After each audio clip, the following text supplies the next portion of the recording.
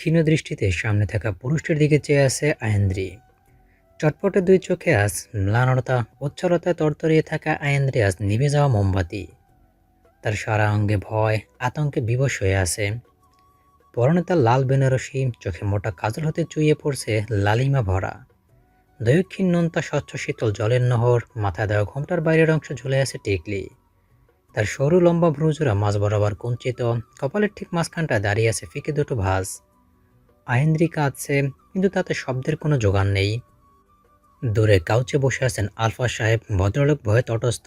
নিজের মেয়ের এমন বেহাল দশায় মাথা চাপড়ে আর্তনাদ করতে ইচ্ছে হচ্ছে তার, কিন্তু পারছেন না। ঠায় স্বাভাবিক ভঙ্গিতে বসে ঘুমিয়ে যাচ্ছেন। হু হু করে ভেতরে কান্না গলৎকরণ করছেন তিনি। তার পাশে প্রাণহীন হয়ে বসে আছেন ঝুমা বেগম। স্বামীর মতোই অবস্থা তার, কিন্তু তার চোখ দিয়ে পানি পড়ছে না। হয়তো কাঁদতে ভুলে গেছেন তিনি, আর না হয় চোখের স্রোত শুকিয়ে গেছে। ঘরের এক কোণে কোণঠাসা হয়ে পড়ে আছে আরিশা আর আরাস, আয়েন্দ্রির দুই সহোদর। প্রকম্পিত তারা। 15 বছরের আরিশা তার কলেজ পড়ুয়া ভাইয়ের দুই হাত বুকের সাথে চেপে ধরে বসে আছে। থরথরিয়ে যাচ্ছে তার শরীর, কান্না গিরে নিয়ে শুধু অশ্রুপাত করছে। নব্যযুবা আরাজের লহু যেন টকবগিয়ে তাকে ধিক্কার দিচ্ছে। বোনের এক মর্মান্তিক পরিস্থিতিতেও ভাই হয়ে এইভাবে হাত গুটিয়ে বসে থাকায় আরাজের মস্তিষ্কের নিউরনগুলো কেঁপে উঠছে। নব্য তরুণদের রক্তে থাকা দুর্দমনীয় স্পৃহা। কিন্তু আরাজ নিস্পৃহ। তার পক্ষে এমন অবস্থায় কোনো অসাধ্য কাজ করা সম্ভব নয়। ভয়চকিত চোখে চেয়ে সমস্ত ঘরে অবস্থিত মানুষের গুমোট অবস্থার বিষয়টা খতিয়ে দেখছেন কাজী সাহেব, কিন্তু তার মেকি ভাবওয়ালা দারুণ মস্তিষ্ক কিছু ঠাউর করতে পারল না। মোটা ধূসর রঙের খাতাটা খুলে কলম ধরে বসে আছেন। আয়েন্দ্রির সামনেই অত্যন্ত শীতল, নমনীয় আর প্রকার ভালোবাসা নিয়ে চেয়ে আছেন নিষ্প্রাণ। এই যে ভয়ে ব্যতিব্যস্ত মানুষগুলো তার ভয়ে জড়িয়ে আছে, তাতে কোনো ভ্রুক্ষেপ নেই নিষ্প্রাণের। আসন পেতে নিরবধি চেয়ে আছে আয়েন্দ্রির অশ্রু বিসর্জিত দুই চোখে। নিষ্প্রাণ ফিকে হাসল, অদ্ভুত মোহনীয় গলায় বলল, ধ্রুবতারা, বল না কবুল, কেন বসে আছিস? বল কবুল। আয়েন্দ্রি নাক টেনে নিল, আর কোনো প্রতিক্রিয়া করল না। নিষ্প্রাণ আরেকটু কাছে এগিয়ে এলো, দুই হাতের অঞ্জলিতে আয়েন্দ্রির জলে সিক্ত মুখটা নিয়ে কাতর গলায় বলল, কাঁদছিস কেন তুই? কাঁদিস না প্লিজ, প্লিজ ধ্রুবতারা। আয়েন্দ্রি তার অক্ষিপল্লব অশিথিল করে রাখল, তাকালো না নিষ্প্রাণের সুশ্রী ঘৃণিত মুখটার দিকে। নিষ্প্রাণ আকুতি ভরা কণ্ঠে পুনরায় বলল, কি হলো? বল না কবুল। আমি তোর প্রাণ ধ্রুবতারা। আমি ফিরে এসেছি, একদম ভালো হয়ে এসেছি, তোকে ভালোবাসতে ফিরে এসেছি। প্লিজ কবুল বল ধ্রুবতারা। আয়েন্দ্রি চুপ করে রইল। স্ফীত ধারায় নামতে লাগলো অক্ষিযুগলের ফোয়ারা।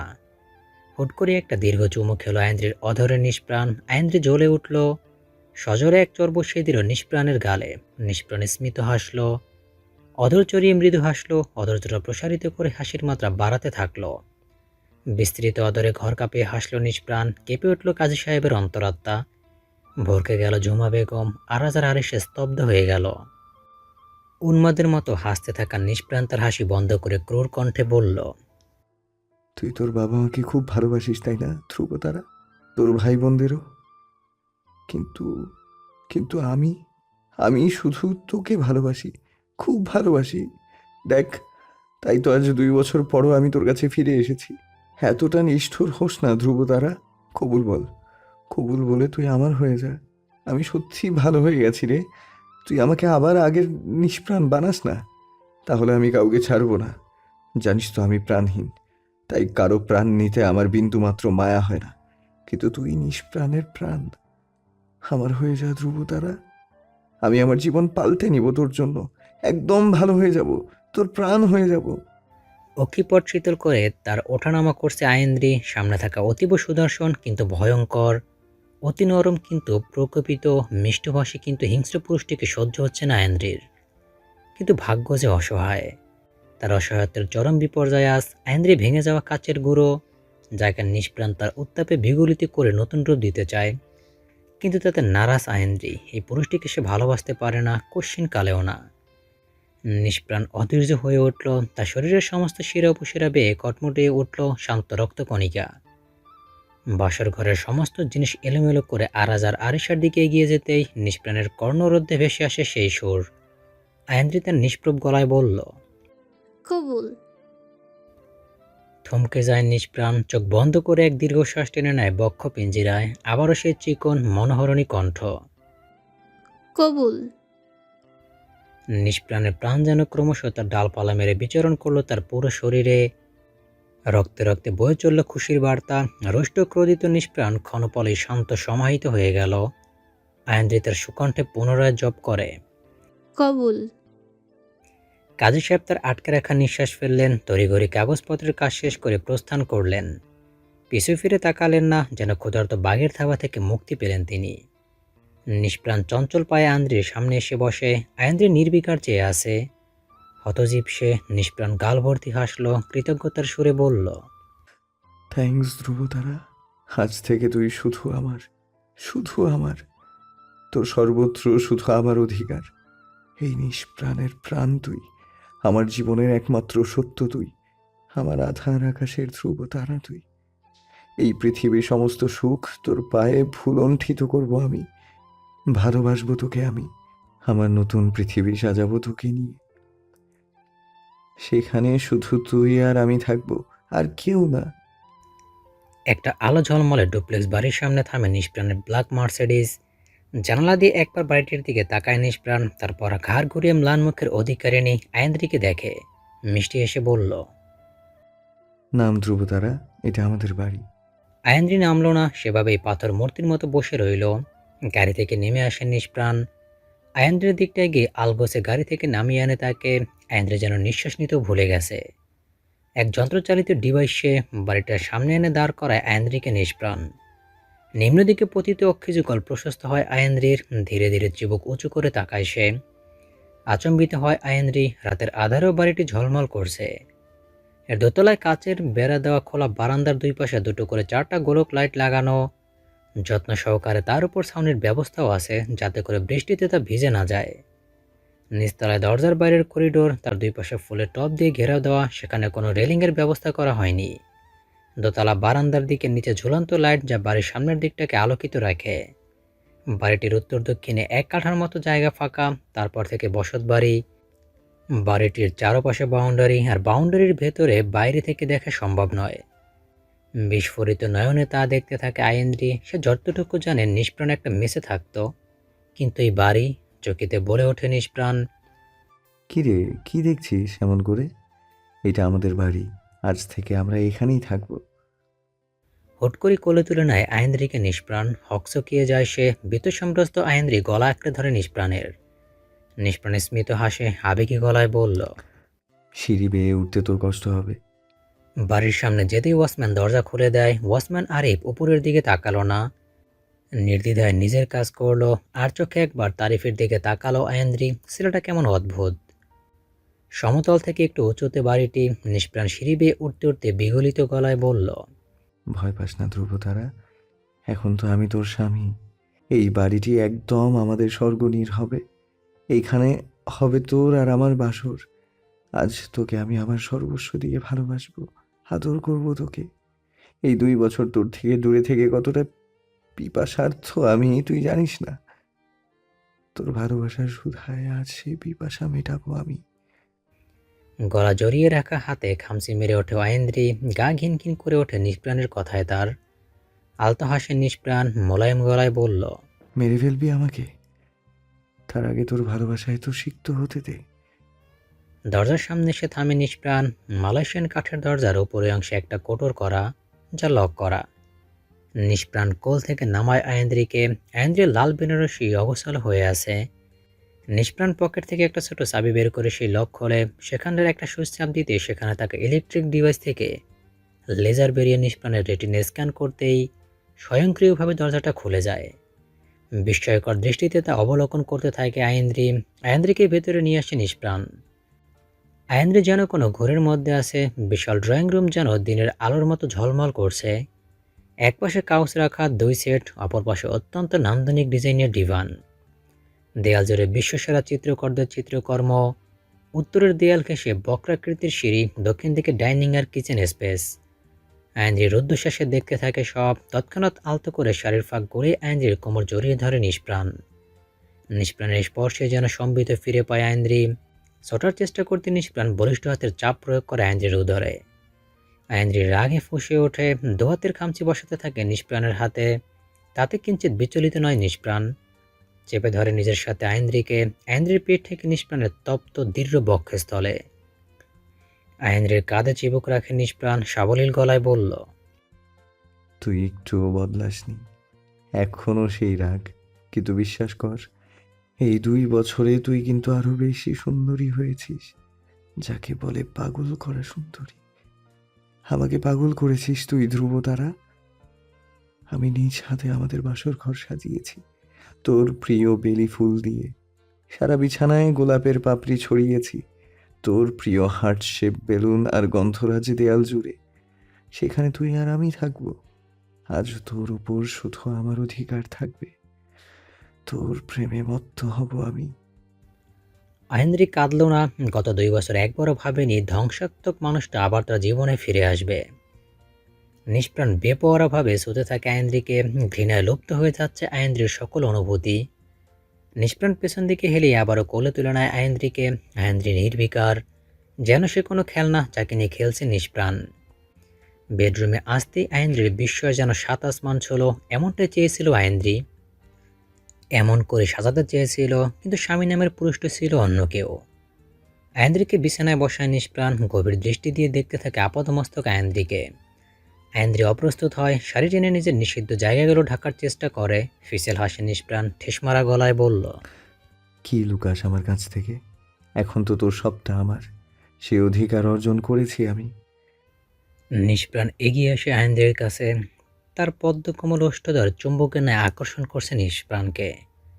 ধুরন্ধর নিষ্প্রাণ আয়েন্দ্রি ঠোঁট আঁকড়ে ধরে। এইবার আর আয়েন্দ্রি পূর্বের না চর মারতে পারল না, কারণ নিষ্প্রাণ আগেই আয়েন্দ্রির 2 হাত চেপে ধরেছে নিজের হাত দিয়ে। মাথা ঝাঁকিয়ে নিজেকে রক্ষার্থেও সুবিধা করতে পারল না আয়েন্দ্রি। গভীর আশ্লেষে আয়েন্দ্রির অধর সুধা শুষে নিতে থাকে নিষ্প্রাণ। রাগে অগ্নিশর্মা আয়েন্দ্রি অবিশ্বাস্য কাজ করে বসে। সজোরে এক লাথি মেরে বসে নিষ্প্রাণের বুকে। ঘটনার আকস্মিকতা দূরে ছিটকে পড়ে নিষ্প্রাণ। ফুঁসে ওঠে, মুখ খোলে আয়েন্দ্রি। জানোয়ার, একদম ছুবি না তুই আমাকে। নরপশু, খুনি, পাগল, একদম কাছে আসবি না আমার। হঠাৎ এমন ধাক্কায় ব্রেক সামলাতে পারেনি নিষ্প্রাণ। এক কাত হয়ে পড়ায় কনুই ঠেসে যায় মেঝেতে। কনুইয়ের নিচে হালকা কষে সোজা হয়ে বসে নিষ্প্রাণ। আয়েন্দ্রির উগ্র মূর্তিতে যেন ভীষণ মজা পেল নিষ্প্রাণ। অবশ্য তাকে কথা বলার জন্য এমন আচরণ নিষ্প্রাণের। মেয়েটার কণ্ঠস্বর শোনার জন্য মরিয়া হয়ে উঠেছে নিষ্প্রাণ। ফুঁসতে ফুঁসতে আবারও বলল আয়েন্দ্রি, তুই এলি কি করে এখানে? জানোয়ার, তোকে জেল থেকে ছাড়ালো কে? কেন তোকে ওরা ফাঁসি দিল না, খুনি? পৈশাচিক হাসি নিষ্প্রাণ মেঝেতে 2 হাতের ভর দিয়ে ঘাড় কাত করে আত্মবিশ্বাসী গলায় বলল, পৃথিবীর কোনো শক্তি নেই যে নিষ্প্রাণ মুনতাসিরকে তার ধ্রুবতারার কাছ থেকে দূরে রাখতে পারে। ভীত চোখে ফোঁস করতে থাকে আয়েন্দ্রি। বাতাস কাঁপিয়ে হাসতে থাকে নিষ্প্রাণ। একটা পাখির ডানা কেটে যখন তাকে বলা হয় খোলা আকাশে উঠতে, তখন তার কেমন অনুভূত হয়। আয়েন্দ্রির নিজেকে সেই পাখি মনে হচ্ছে আজ। খোলা আসমান হাতছানি দিলেও সে উড়তে পারবে না। মেঝেতে থাকা পা দুটো থরথর করে কম্পিত হচ্ছে। ক্রমশ সেই কম্পন তরতরি ছড়িয়ে পড়ছে আয়েন্দ্রির সারা শরীরে। ভয়াতুরভাবে নিঃশ্বাস ফেলছে আয়েন্দ্রি। কিন্তু সহজ চোখে চেয়ে আছে নিষ্প্রাণ। উঠে দাঁড়ায় নিষ্প্রাণ। নরম পায়ে আয়েন্দ্রির সামনে এসে দাঁড়ায়। আয়েন্দ্রি মাথা উঁচু করে সে পুরুষটির দিকে তাকায়, যাকে সাগরের অগাধ জলরাশির মতো ঘৃণা করে। মোলায়েম হাসে নিষ্প্রাণ, আদরে গলায় বলল, আমি ভালো হয়ে গেছি ধ্রুবতারা, একদম ভালো হয়ে গেছি। রুষ্ট গলায় ঘোষণা করে আয়েন্দ্রি। তোর মতো জানোয়ার কখনো ভালো হতে পারে না। You are a psycho. মুচকি হাসে নিষ্প্রাণ, শীতল তার অনুভূতি। বিশাল শোবার ঘরে 2টো আলমারি, একটা ইন্টেরিয়রের দেয়ালের সাথে সেটে দেওয়া, অন্যটা সেগুন কাঠের। নিষ্প্রাণ সে আলমারিটাই খুলে কিছু পেপার নিয়ে আসে। আয়েন্দ্রের সামনে দিয়ে বলে, দেখ, বিখ্যাত ক্লিনিক্যাল সাইকোলজিস্ট সৈয়দ করিম হাসনাতের স্বাক্ষর করা আমার রিলিজ পেপার। আমি একদম ঠিক হয়ে গেছি। আয়েন্দ্রি হতচকির মতো পেপারটা খামচে নেয়। শস্যব্যস্ত চোখ দুটো বুলিয়ে কালো কলমের আচরে সেই স্বাক্ষর দেখে অবাকের চরম পর্যায়ে পৌঁছে আয়েন্দ্রি। নিষ্প্রাণ তার সামনে হাঁটু গেড়ে বসে। 2 হাত আয়েন্দ্রি উরুর উপরে রেখে বলল, এখন তোর বিশ্বাস হয় আমি সুস্থ হয়ে গেছি? বল না ধ্রুবতারা। আয়েন্দ্রি অশ্রুসিক্ত নয়ন দুটো পিটপিট করে তাকায়। নিষ্প্রাণ সাবলীল গলায় বলল, তোকে আমি ভালোবাসি ধ্রুবতারা। এই জন্য সেদিন আমি পুলিশের সামনে চুপ ছিলাম। আমি চাইনি পুলিশ তোকে অপদস্থ করুক। আয়ান্দ্রি ঝটকা মেরে নিষ্প্রাণের 2 হাত সরিয়ে বলল, ছবি না তুই আমাকে। আর কিসের অপদস্থ? তুই খুনি, খুনি তুই। ঝরা হাসি নিষ্প্রাণ ফিকে গলায় বলল, খুন তো আমি তোর জন্যই করেছি। ওর সাহস কি করে হয় আমার ধ্রুবতারাকে ওইভাবে দেখার? ওর সাহস কি করে হয় আমার ধ্রুবতারার গায়ে হাত দেয়ার? এই যে কোমল মাখনের মতো দেহ, এতে শুধু তোর প্রাণের অধিকার, শুধু তোর প্রাণের। আয়ান্দ্রি কটমটিয়ে বলল, না, একদম ছবি না তুই আমাকে। জানোয়ার তুই। তোকে জেল থেকে ছাড়ালো কে? নিষ্প্রাণ ফোঁস করে দম ফেলল, নিস্পৃহ গলায় বলল, দাদু ছাড়িয়েছে, আমার দাদু, যার বংশের একমাত্র উত্তরাধিকারী আমি। এই যে বাড়িটা দেখছিস, সম্পূর্ণ নিউ টেকনোলজিতে করা। গত 6 মাস আগে এর কাজ শেষ হয়েছে। সেদিন পুলিশ আমাকে থানাতে তো নিয়ে গিয়েছিল, কিন্তু আমার দাদু আমাকে বেল করিয়েছে মোটা অঙ্কের ঘুষ দিয়ে। সেই ক্ষমতা তার আছে, আর সবচেয়ে বড় কথা, আমাকে তার প্রয়োজন। আমি ফিরে আসতে চেয়েছি তোর কাছে, তোকে নিজের করে নিতে, কিন্তু দাদু শর্ত দিয়েছে আমাকে, যদি আমি নিজের চিকিৎসা না করাই তাহলে সে তোকে আমার সাথে বিয়ে দেবে না। তাই 2 বছর তোর থেকে দূরে থেকে আমি নিজের চিকিৎসা করিয়েছি। আই অ্যাম ফিট নাও। দাঁতে দাঁত চেপে চিৎকার করে ওঠে আয়ান্দ্রি। No, never. তুই যদি সুস্থ হতি তাহলে এভাবে বিয়ে করতি না আমায়। নিষ্প্রাণ শান্ত গলায় বলল, তুই আমাকে ধোঁকা দিতে চেয়েছিলি। আমার অবর্তমানে তুই শাহরুখকে বিয়ে করতে চেয়েছিলি। আমি যদি আগে জানতাম তাহলে ওকে মেরেই আমি জেলে যেতাম। কিন্তু আফসোস, ওর ভাগ্য ভালো, ও তখন তোর প্রতি ইন্টারেস্ট দেখায়নি। তোর কি মনে হয় আমি হসপিটাল ছিলাম বলে তোর খবর রাখিনি? প্রতিটি মিনিট, প্রতিটি সেকেন্ড, প্রতিটি পল আমি তোর জন্য তড়পেছি, তোকে কাছে পাওয়ার জন্য, তোর ভালোবাসার সাগরে ডুবে মরার জন্য। কিন্তু তুই বিয়ে করতে রাজি হয়ে গেলি, তাই আমি এইসব করতে বাধ্য হলাম। আয়ান্দ্রি অবিশ্বাস্য চোখে তাকিয়ে আছে, ঝিমঝিম করছে তার মস্তিষ্ক। হাতের কাগজটা আবার চোখ বুলায় আয়ান্দ্রি, তার পাশে উঠে বসে নিষ্প্রাণ। প্রগাঢ় দৃষ্টিতে দেখতে থাকে আয়ান্দ্রি চোখের নিরে ভেজা মুখমণ্ডল। নিষ্প্রাণ নিজেকে আয়ান্দ্রির একদম কাছে নিয়ে আসে, আর নিঃশ্বাসের উষ্ণতার কাঁপন ধরে আয়ান্দ্রির শীতল শরীরে। সিটকে সরে এসে বলল, প্রাণ, সর এখান থেকে, ছবি না আমায়। তির্যক হাসি নিষ্প্রাণ, পুলকিত তার মন, প্রসন্ন গলায় বলল, প্রাণ, তুই আমাকে তাহলে ডাকলি সেই নামে? তুইও আমাকে ভালোবাসিস তাই না ধ্রুবতারা? এই জন্যই এখনো এই নামে ডাকিস। আর কি বললি, ছুব না তোকে? কি করে হয়? বিয়ে হয়েছে আমাদের, এইবার তুই আমার হবি, শুধু আমার। তোর সারা অঙ্গে শুধু আমার ছোঁয়া থাকবে। এই ফুল বাসরে তোর মধ্যে বিচরণ করব আমি, আমার সত্তা। তেতে ওঠে আয়ান্দ্রি, শটান হয়ে দাঁড়িয়ে বলল, কখনো না। নিষ্প্রাণ মুচকি হাসে, আয়ান্দ্রির 2 হাত ধরে ওকে শান্ত ভঙ্গিতে বিছানায় বসায়। নিজের মোবাইল থেকে একটা ভিডিও বের করে দেয়। আঁতকে ওঠে আয়ান্দ্রি। শাহরুখকে বেঁধে রাখা হয়েছে একটা হাতলওয়ালা চেয়ারের সাথে। ক্ষীণ আলোতে তা স্পষ্টই দেখতে পাচ্ছে আয়ান্দ্রি। ভীতিকর চাহনিতে ফাঁকা ঢোক গিলে সে, শ্বাস ভারী হতে থাকে আয়ান্দ্রির। হাত কেঁপে যাচ্ছে তার, শ্বাস যেন আটকে যাচ্ছে স্বর্ণালীতেই। ঘাম ছুটে যাচ্ছে, আয়ান্দ্রি এলোমেলো হাতে মুখের ঘাম মুছে নেয়। ক্রমশ ঘোলা হচ্ছে তার চোখ, প্রসারিত অক্ষিপটে ভিডিওটি দেখছে। সাবলীল ভঙ্গিতে মোবাইলের সাউন্ড বাটন চেপে ভলিউম ইনক্রিজ করে নিষ্প্রাণ। আয়ান্দ্রি ভরকে যায়। শাহরুখের আর্তনাতে তার কর্ণরদ্ধে যেন ফাটল ধরে।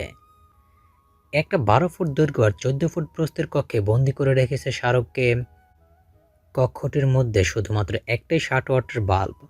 একটা চেয়ারের সাথে বেঁধে রাখা হয়েছে তাকে। সিলিংয়ের থেকে 2 হাত নিচে একটা লোহার চাকতি ঝুলানো, যার পাটাতনে অসংখ্য ফুটো করা। চাকতিটি ইলেকট্রিক তার দ্বারা সংযুক্ত, যার কানেকশন দেয়ালের সুইচ বোর্ডে। চাকতিটির মধ্যে প্যারাফিন রাখা। প্যারাফিন হলো কৃত্রিম মোম, যা পেট্রোলিয়ামের উপজাত পদার্থ। এটি একটি হাইড্রোকার্বন জাতীয় যৌগ, যার গলনাঙ্ক কম। এটি জলে অদ্রাব্য হলেও ইথার, বেনজিন, টলুইন ইত্যাদিতে দ্রাব্য। সুইচ বোর্ডের সুইচ অন করা বলেই সেই চাকতি উত্তপ্ত। তাতে প্যারাফিন বিগলিত হয়ে তরলে পরিণত হয়, আর তা সেই ছিদ্র দিয়ে ফোটায় ফোটায় টুপ টুপ করে পড়ছে শাহরুখের গায়ের উপর। বদ্ধ কক্ষে তার মৃত্যু যন্ত্রণা শোনার কেউ নেই। তীব্র চিৎকারে যেন ছাতি ফেটে যাচ্ছে শাহরুখের। গলিত প্যারাফিন ঝলসে দিচ্ছে তাকে, সেদ্ধ করে দিচ্ছে তার মাংস। মোবাইল হাতেই ক্রোধে বিহ্বল আয়েন্দ্রি জোর হাতে খুশি মারতে থাকে নিষ্প্রাণের বুকে। নির্বিকার নিষ্প্রাণ আয়েন্দ্রির দুই হাত নিজের মুষ্টিবদ্ধ করে তাকে বিছানায় শুয়ে তার উপর নিজের ভর ছেড়ে দেয়। ক্ষণপরে দীর্ঘ চুমা খায় আয়েন্দ্রির অধরে, কর্কশ গলায় বলে ওঠে আয়েন্দ্রি। ছাড় আমাকে, ইউ সিক। তুই কখনো ভালো হবি না, জানোয়ার। নিষ্প্রাণ আবারও চুমু খায় আয়েন্দ্রির অধরে। এইবার শুধু চুমু খায়নি, আয়েন্দ্রির নিচে ঠোঁটে আলতো কামড় বসিয়ে দেয়, হেসে হেসে বলল। আমি সুস্থ, আমি সুস্থ বলেই শাহরুখ এখনো শ্বাস নিচ্ছে। তা না হলে তোকে বিয়ের প্রস্তাব পাঠানোর অপরাধে ওর প্রাণ নাশ আমিই করতাম। কিন্তু ওর চেয়ে তুই অপরাধ বেশি করেছিস। ওর প্রস্তাবে সাড়া দিয়ে তুই অপরাধ করেছিস, তার শাস্তি তোকে পেতে হবে। মেনে নে আমাকে, আমাকে বাধা দিবি না। না হলে যে আর্তনাদটুকু শাহরুখের শুনছিস তাও বন্ধ করে দেব আমি। নিজের অসহায়ত্বে বুক কাঁপিয়ে কেঁদে উঠল আয়েন্দ্রি। নিষ্প্রাণ শুষে নেয় সে নোনতা জলের প্রস্রবণ, আবেগী গলায় বলল। কাঁদিস না ধ্রুব তারা, এ তো হওয়ারই ছিল। ভালোবাস আমাকে, প্লিজ ভালোবাস। তুই তো আমারই, তোর প্রাণের স্পন্দন, এই নিষ্প্রাণের প্রাণ স্পন্দন। নিস্তব্ধতা নেমে আসে ফুলের বাসরে, ক্রমশ প্রলীন হতে থাকে নিষ্প্রাণ আয়েন্দ্রির শরীরের ভাঁজে ভাঁজে। খুঁজতে থাকে তার প্রাণস্পন্দন। নিঃস্বার হয়ে পড়ে থাকা আয়েন্দ্রি নিষ্প্রাণের বক্ষতলে একটু একটু করে নিজের সম্ভ্রম বিসর্জন দিচ্ছে স্বামী নামক এই প্রাণহীন মানুষটির কাছে। উষ্ণ বাতাসের ছটা প্রকটভাবে অনুভূত হতেই ঝট করে চোখ খুলে ফেলে আয়েন্দ্রি। চোখের সম্মুখে নিষ্প্রাণের মুখটা দেখেই হুট করে উঠে বসে। এলো থেলো চুলগুলো আর পাংশটে মুখ। তড়িৎ বেগে উঠে পড়ায় গায়ের পাতলা চাদরটা সরে যেতেই তা টেনে নেয় আয়েন্দ্রি। নিজেকে আড়াল করার কিছু নেই এখন তার কাছে। আয়েন্দ্রির নিরাবরণ দেহের দিকে তাকিয়ে মৃদু হাসি নিষ্প্রাণ। উষ্ণ কণ্ঠে প্রশ্ন করে আয়েন্দ্রি। কি করছিলি তুই? অধরে হালকা বিস্তৃত করে নিষ্প্রাণ, সরস গলায় বলল। তোকে দেখছি, তোকে দেখার স্বাদ আমার এই জীবনে মিটবে না রে। অস্বস্তিতে মুখ ঘোরায় আয়েন্দ্রি, তপ্ত গলায় বলল। শাহরুখ কোথায়? কি করেছিস তুই ওর সাথে? ফস করে শ্বাস ফেলল নিষ্প্রাণ। নির্বিঘ্নে একদম পাশ ঘেঁষে বসলো আয়েন্দ্রির। পেছন থেকে আয়েন্দ্রির অগোছালো চুল সরিয়ে কাঁধে চুমু খায়। আয়েন্দ্রির মনে হলো কেউ তার শরীরে সুচ বিধিয়ে দিচ্ছে। নিমিলিত চোখে হজম করে নিচ্ছে সেই স্পর্শ। নিষ্প্রাণ আয়েন্দ্রির কানে অধর ছোয়ালো, বড় বড় নিঃশ্বাস ফেলছে আয়েন্দ্রি। দাঁতে দাঁত চেপে রেখেছে আয়েন্দ্রি। আয়েন্দ্রির কানের কাছে ফিসফিসিয়ে বলল নিষ্প্রাণ। শাহরুখ ভালো আছে, শহরের সবচেয়ে বড় হসপিটালে চিকিৎসা হচ্ছে ওর। সপ্তাহ খানেকের মধ্যে ঠিক হয়ে যাবে, চিন্তা করিস না তুই। আয়েন্দ্রির অনাবৃত পিঠের উপরে নিজের নাক ঘষতে থাকেন নিষ্প্রাণ। অতিষ্ঠ হয়ে বলে ওঠে আয়েন্দ্রি। প্রাণ, কি করছিস তুই? নিষ্প্রাণ আয়েন্দ্রির চুলে নাক ডোবায়, লম্বা একটা শ্বাস টেনে বলল। তুই একদম বেলি ফুলের মতো, যেমন শুভ্র তেমন তোর সৌরভ। পাগল হয়ে যাচ্ছি আমি। তোর এই পাগলামি বন্ধ কর। তৃপ্তিকর হাসে নিষ্প্রাণ। দুই হাত মাথার নিচে দিয়ে বিছানায় আলগোছে শুয়ে পড়ে, আদেশের সুরে বলল। যা ফ্রেশ হয়ে আয়, ব্রেকফাস্ট করবি। আমি নিজের হাতে ব্রেকফাস্ট বানিয়েছি তোর জন্য। আয়েন্দ্রির চোখ জ্বলে যাচ্ছে। নিষ্প্রাণের লাগামহীন পাগলামো শেষে নিজের চোখের জল ঝরিয়েছে বাকি রাত। চাদরটা কোনো রকম শরীরের সাথে পেঁচিয়ে রাখে আয়েন্দ্রি। ওয়াশরুমে ঢুকে ঝর্ণা ছেড়ে বসে পড়ে তার নিচে আয়েন্দ্রি। হাত দিয়ে ট্যাপগুলো ছেড়ে গলা ফাটিয়ে বিলাপ করতে থাকে। সব শেষ তার, সব। পাগলের মতো শরীর ঘষতে থাকে আয়েন্দ্রি। নিজের শরীর থেকে ওই বিকৃত মস্তিষ্কের মানুষটির সকল স্পর্শ মুছে দিতে চায় সে। দুই হাতে উন্মাদের মতো গাল ঠোঁট গলায় ঘষা মারতে থাকে আয়েন্দ্রি। মাখনের মতো নরম শরীর ফুলে লাল হয়ে ওঠে। বুক কাঁপিয়ে কাঁদতে থাকে সে। দুই হাতে নিজের চুল টেনে ধরে স্বচ্ছ টাইলসের উপরে প্রবাহিত পানির স্রোতে উন্মত্তের মতো হাত দিয়ে আঘাত করতে থাকে। সমস্ত ওয়াশরুম কানায় কানায় যেন গভীর আর্তনাদ বিচরণ করছে। দেয়ালের সাথে হেলান দেয় আয়েন্দ্রি। শান্ত সে, চোখ দিয়ে স্মিত ধারার প্রস্রাবণ মিলিয়ে যাচ্ছে ঝর্ণার জলে। প্রায় আধা ঘন্টা পরে যখন আয়েন্দ্রি ওয়াশরুম থেকে বের হচ্ছে না, উঠে বসে নিষ্প্রাণ। ক্ষিপ্ত চোখে তাকায় ওয়াশরুমের দরজার দিকে। অচঞ্চল পায়ে এগিয়ে যেতে থাকে ওয়াশরুমের দিকে। ডান হাতের তর্জনী দিয়ে করাঘাত করে বলল। ধ্রুব তারা, কি করছিস তুই? বেরিয়ে আয়, বেশিক্ষণ পানিতে থাকলে ঠান্ডা লাগবে তোর। ভেতর থেকে কোনো সাড়া এলো না। নিষ্প্রাণ গম্ভীর গলায় বলল। বেরিয়ে আয় ধ্রুব তারা, বেরিয়ে আয় বলছি। আয়েন্দ্রি ধুম ধরে বসেই রইল ভেতরে। নিষ্প্রাণ খেপে যায়। গায়ের জোর দিয়ে এক লাথি মারে ওয়াশরুমের দরজায়, দাঁত খামটি মেরে বলে, বেরিয়ে আয় ধ্রুবতারা, আর 1 মিনিট দেরি হলে আমি কিন্তু দরজা ভেঙে ফেলবো। রাগে বিহ্বল নিষ্প্রাণ যেই না পা উঠিয়েছে তখনই ধীরগতিতে বেরিয়ে আসে আইন্দ্রি। স্বস্তির নিঃশ্বাস ফেলে নিষ্প্রাণ, গাঢ় চোখে তাকাতে মেজাজ চটে যায় নিষ্প্রাণের, ক্রোধিত কণ্ঠে বলল, এইটা কি পরেছিস? সালোয়ার কামিজ কেন পরেছিস? বিয়ে হয়েছে তোর, শাড়ি পরবি এখন থেকে। আইন্দ্রি দুর্বল গলায় বলল। আমার কাছে শাড়ি নেই। নিষ্প্রাণ নাক ফুলায় কড়া গলায় বলল। আয় আমার সাথে। নিষ্প্রাণ আয়েন্দ্রিকে নিয়ে আলমারির সামনে দাঁড় করায়। আলমারি খুলতে চক্ষু হতবম্ব আয়েন্দ্রির, ওকে পল্লব দৃঢ় করে চেয়ে আছে সে। নিষ্প্রাণ কোমর জড়িয়ে ধরে আয়েন্দ্রির, কানের লতিতে ছোট কামড় বসিয়ে বলল, এইটা তোর। 400+ শাড়ি আছে এখানে, সব রঙের। তোর যেইটা ইচ্ছে পরে নে, পরে নে ধ্রুবতারা।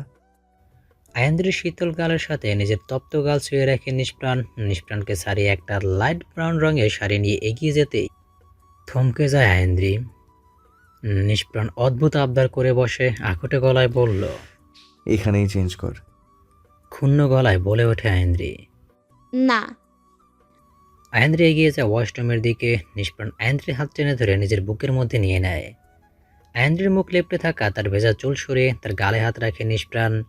নিষ্প্রাণের বুকের সাথে মিশে আছে আয়েন্দ্রি। নিষ্প্রাণ শান্ত কিন্তু শক্ত গলায় বলল, এখানেই চেঞ্জ কর ধ্রুবতারা, আমি তোকে দেখব, আমার চোখ ভরে দেখব। ছলছল করে ওঠে আয়েন্দ্রির চোখ, জমাট গলায় বলল। ছাড় আমায় প্রাণ, এমন করিস না। আয়েন্দ্রির ভেজা পাতলা ঠোঁটে আঙুল ছোঁয়া নিষ্প্রাণ মোহবিষ্ট গলায় বলল। রাগাস না আমায়, এখানেই চেঞ্জ কর। আয়েন্দ্রিকে ছেড়ে বিছানায় বসে নিষ্প্রাণ। উপায়হীন আয়েন্দ্রি অশ্রু বিসর্জন দেওয়া ছাড়া আর কিছুই করতে পারল না। আয়েন্দ্রির নিরাবরণ দেহের দিকে তাকালো না নিষ্প্রাণ, চোখ দুটো নিবদ্ধ করে রাখলো সামনে আয়েন্দ্রির ওয়াল পেন্টিংয়ে। চোখে প্রশান্তি নেমে আসে নিষ্প্রাণের। এই মেয়েটাকে ছাড়া সে এক মুহূর্ত বাঁচতে পারবে না। সে মরতে চায় না, 1000 বছর বাঁচতে চায় তার ধ্রুবতারার সাথে। খাচ্ছে নিষ্প্রাণ, তার দিকে গাঢ় দৃষ্টিতে তাকিয়ে আছে আয়েন্দ্রি। নিষ্প্রাণ খাওয়ার ফাঁকে আর চোখে তাকিয়ে বলল, বসে আছিস কেন? খেয়ে নে, কাল থেকে কিছুই খাসনি। শক্ত গলায় বলে ওঠে আয়েন্দ্রি। আমাকে বাসায় দিয়ে আয়। মুচকে আসে নিষ্প্রাণ, নির্মল গলায় বলল। কালই তো এলি, এখনই চলে যেতে চাইছিস? ওকে নিয়ে যাব, খেয়ে নে এখন। আর শোন, আমাদের রিসেপশনটা এখন হচ্ছে না, শাহরুখ সুস্থ হোক, আর আমাদের বাকি ফ্রেন্ডসদেরও আসতে বলবো। ওরা আমাকে অপছন্দ করলেও তোকে পছন্দ করে। আয়েন্দ্রি গুমট গলায় বলল। তোর দাদু কি করে? কিছু না। ভ্রু নাচিয়ে ফের প্রশ্ন করে আয়েন্দ্রি। তুই তো কখনো বলিসনি তোর কেউ আছে। প্রয়োজন বোধ করিনি, এখন করছি। এইসব হলো কি করে? টেবিলে রাখা অ্যাপেল জুসটা শেষ করে নিষ্প্রাণ চেয়ারটা ফাঁক করে আয়েন্দ্রির দিকে ফিরে তাকায়। চেয়ার সহ আয়েন্দ্রিকে টেনে নিজের কাছে আনে, তার হাত দুটো নিজের অঞ্জলিতে নিয়ে মোলায়েম গলায় বলল। এই বাড়িটা আমি তোর জন্য বানিয়েছি। তোর আগে এই বাড়িতে আমি কাউকে আসতে দিইনি। এখানে শুধু তুই আর আমি থাকবো। দাদু আপাতত কিছু করে না, সব সামলায় তার বিশ্বস্ত কর্মচারী, ম্যানেজার। দাদুর বিশাল সম্পত্তির একমাত্র উত্তরাধিকারী আমি। তার বংশ টিকিয়ে রাখতে আমাকেই প্রয়োজন তার। দাদু আমাকে একটা কোম্পানি কিনে দিয়েছে, নতুন নয়, একটা ফল কোম্পানিকে টেক ওভার করেছে। আমি তার এমডি। কিন্তু আমি আগামী 6 মাস তোর সাথে থাকবো, তোর ছায়া হয়ে থাকবো, তোর সাথে সময় কাটাবো। কোম্পানির সাথে সরাসরি যুক্ত হব না। নিষ্প্রাণ নিচু হয়ে আয়েন্দ্রির বুকের উপরে কামড়ের দাগে গভীর চুমু খেলো। আয়েন্দ্রি কোনো প্রতিক্রিয়া করলো না, করতে ইচ্ছে হলো না তার। কারণ এছাড়া আরও অসংখ্য দাগ আছে আয়েন্দ্রির শরীরে। নিষ্প্রাণ তার পৌরসত্তার ছাপ ফেলেছে তার কোমল দেহে। আহ্লাদি গলায় বলে ওঠে নিষ্প্রাণ। খেয়ে নে, নিয়ে যাব তোকে। নতুন জামাইয়ের আপ্যায়নে কমতি রাখলেন না ঝুমা বেগম। টেবিল ভর্তি খাবার সাজানো, ইলিশ মাছের দো পেঁয়াজ, আচারে গরুর মাংস, মুরগি রোস্ট, সবজি, ডাল আর নানা রকম খাবার। মিষ্টান্ন হিসেবে দইয়ের সাথে পায়েসও করলেন তিনি। একাই খাচ্ছে নিষ্প্রাণ। তার পাশে অনুগত সহচরীর মতো দাঁড়িয়ে আছে আয়েন্দ্রি। কাউচে বসে আছেন আলফাজ সাহেব। নিষ্প্রাণকে দেখে নিজেকে নিয়ন্ত্রণ করতে পারবে না বলে ঘর থেকে বেরিয়ে যায় আরাজ। আরিশা মায়ের পাশে দাঁড়িয়ে আছে। ঝুমা বেগম রান্নাঘরের চৌকাঠে দাঁড়িয়ে নির্বিকার দৃষ্টিতে দেখছেন সব। তৃপ্তিকর কণ্ঠে বলে ওঠে নিষ্প্রাণ। সত্যি মা, আপনার হাতে জাদু আছে বলতে হয়। এত ভালো তো ধ্রুবতারাও রান্না করতে পারে না। ওই যে আপনার মনে আছে, প্রথমবার যখন আপনাদের বাসায় এসেছিলাম, ধ্রুবতারা নুডলস রান্না করে খাইয়েছিল, কি বিশ্রী স্বাদ ছিল। ঝুমা বেগম ম্লান হাসলেন। নিষ্প্রাণ পাশে থাকা আয়েন্দ্রির দিকে তাকিয়ে আহত গলায় বলল, এখন নিশ্চয়ই ভালো রান্না করতে পারিস। বিয়ে বসতে চেয়েছিলি তো। ও তো আর তোকে আমার মতো ভালোবাসে না, যে তোর হাতে ওই অখাদ্য বিনা দ্বিধায় অমৃত মনে করে খেয়ে নেবে। আয়েন্দ্রি ঝাপসা চোখে মায়ের দিকে তাকালো। ফ্যাকাশেছে চাহনি। ঝুমা বেগম মুখে কাপড় গুজে চৌকর থেকে সরে আসলেন। খাওয়া শেষে আলফাজ সাহেবের সাথে ড্রয়িং রুমে বসে নিষ্প্রাণ। ঝুমা বেগম সুযোগ বুঝে আয়েন্দ্রিকে কক্ষের ভেতরে নিয়ে আসলেন। ব্যস্ত হয়ে বললেন, দেখ আয়ো, ভয় পাস না তুই। ওই ছেলেটাকে কোনো মতে ঘুম পাড়িয়ে দে। তোর বাবা আর আমি থানায় যাব। আরিশা আর আরাজকে তোর মামা বাড়ি পাঠিয়ে দিব। ওকে জেলে পুরে দিলে তোকে নিয়ে আমরাও এই শহর ছেড়ে চলে যাব। ও আর কখনো তোকে খুঁজে পাবে না। হঠাৎ করে চিনচিনে ব্যথা হয় আয়েন্দ্রির কলিজায়। কার কাছ থেকে পালাবে সে? বিছানায় ধপ করে বসে পড়ে আয়েন্দ্রি। নৈশব্দের ক্রন্দনে গড়িয়ে পড়ছে স্বচ্ছ জল। বিতৃষ্ণা গলায় বুক ভরা কষ্ট নিয়ে বলল, কার থেকে পালাবো বলতে পারো? কোথায় পালাবো মা আমরা? তুমি কি জানো বাবা যে ওই ছেলেটাকে এই বাড়িতে আশ্রয় দিয়েছে? ওই যে শিমুল, ও নিষ্প্রাণের লোক। আর আজকে যে লোকটা সিটি কলেজে ভর্তি করাতে সাহায্য করেছে, ও নিষ্প্রাণের লোক। আরিশার ডান্স ক্লাবে যে ছেলে ওকে টিজ করেছিল, ওর হাত পা ভেঙেছে নিষ্প্রাণের লোক। এইবার বলো, কোথায় পালাবো আমি? শাহরুখকে উঠিয়ে নিয়ে গেছে নিষ্প্রাণ। সারা রাত ওকে টর্চার করেছে। ওর অপরাধ, ও আমাকে বিয়ে করতে চেয়েছে। বলো মা, কি করব আমি? ঝুমা বেগম মেয়েকে জড়িয়ে ধরলেন। ঝরঝর করে কাঁদছে আয়েন্দ্রি। মায়ের কোমর জড়িয়ে ধরে তার বুকে মাথা রাখে ঝুমা বেগম ঝড়ের বেগে বললেন, যত কিছুই করুক, ওই অসুস্থ ছেলের সাথে আমি তোকে ছাড়তে পারি না। হেসকে উঠে যায় আয়েন্দ্রির। বলল, দোষ তো আমারই মা। ওই নিষ্প্রাণকে প্রাণ আমি বানিয়েছি। আমিই ওকে আমার জীবনে জায়গা দিয়েছি। যদি আমি জানতাম ও আমার জীবনে ধ্বংসাত্মক পুরুষ, ওকে আমি কখনো আমার জীবনে জায়গা দিতাম না। দিতাম না মা, দিতাম না। ধ্রুবতারা, নিষ্প্রাণের ভারী কণ্ঠে কান্না গিলে নেয় আয়েন্দ্রি। মাকে ছেড়ে সোজা হয়ে দাঁড়ায়। অত্যন্ত দৃঢ় ব্যক্তিত্বের সাথে দুইজনের সামনে এসে দাঁড়ায় নিষ্প্রাণ। নিষ্প্রাণের চোখের দিকে তাকিয়ে কলিজা কেঁপে উঠল ঝুমা বেগমের। নিষ্প্রাণ ঝরা হাসলো আর বলল, মা কি করছেন বলেন তো? এইভাবে কেউ জামাইয়ের খোঁজ নেয়? আয়েন্দ্রি কথা বাড়াতে চাইল না, শক্ত কণ্ঠে বলল, তুমি যাও মা। ঝুমা বেগম আঁচল দিয়ে চোখের পানি মুছলেন। চলে যেতেই প্রশস্ত গলায় বলে ওঠে নিষ্প্রাণ, শাশুড়ি মা, দরজাটা চাপিয়ে দিয়ে যান। And don't disturb us. আয়েন্দ্রির সামনে এসে দাঁড়ায় নিষ্প্রাণ। আয়েন্দ্রির চোখ লুকাচ্ছে। কঠিন গলায় প্রশ্ন ছড়ে নিষ্প্রাণ। কি বলছিলি তুই মাকে? আয়েন্দ্রি চুপ করে রইল। অতিষ্ঠ নিষ্প্রাণ জোর হাতে ধাক্কা মারে আয়েন্দ্রিকে। আয়েন্দ্রি অতর্কিত ধাক্কা সামলাতে না পেরে বিছানায় পড়ে যেতেই তার উপর ঝুঁকে যায় নিষ্প্রাণ। রোশন আলো জ্বলে বলল, তোকে না বলেছি রাগাবি না আমায়? কেন করিস এমন? আয়েন্দ্রি শান্ত কণ্ঠে বলল, প্রাণ, এটা আমাদের বাড়ি। শ্লেষাত্মক হেসে বলল নিষ্প্রাণ। কিন্তু তুই তো আমার। আয়েন্দ্রির কোলে মাথা দিয়ে শুয়ে আছে নিষ্প্রাণ। তার মন্ত্রমুগ্ধ চাহনি আয়েন্দ্রির মুখে। নিজের আঙুলে আয়েন্দ্রির ভেজা চুল মুড়িয়ে খেলছে। আয়েন্দ্রি নিরুত্তাপ। দরজায় দাঁড়িয়ে সংকীর্ণ গলায় অনুমতির আহ্বান করে আরিশা। ভেতরে আসবো? আয়েন্দ্রির মুখ থেকে চোখ ফিরিয়ে দরজার দিকে তাকায় নিষ্প্রাণ। আরিশাকে দেখে প্রফুল্ল হেসে বলল, কাম কাম আরিশা।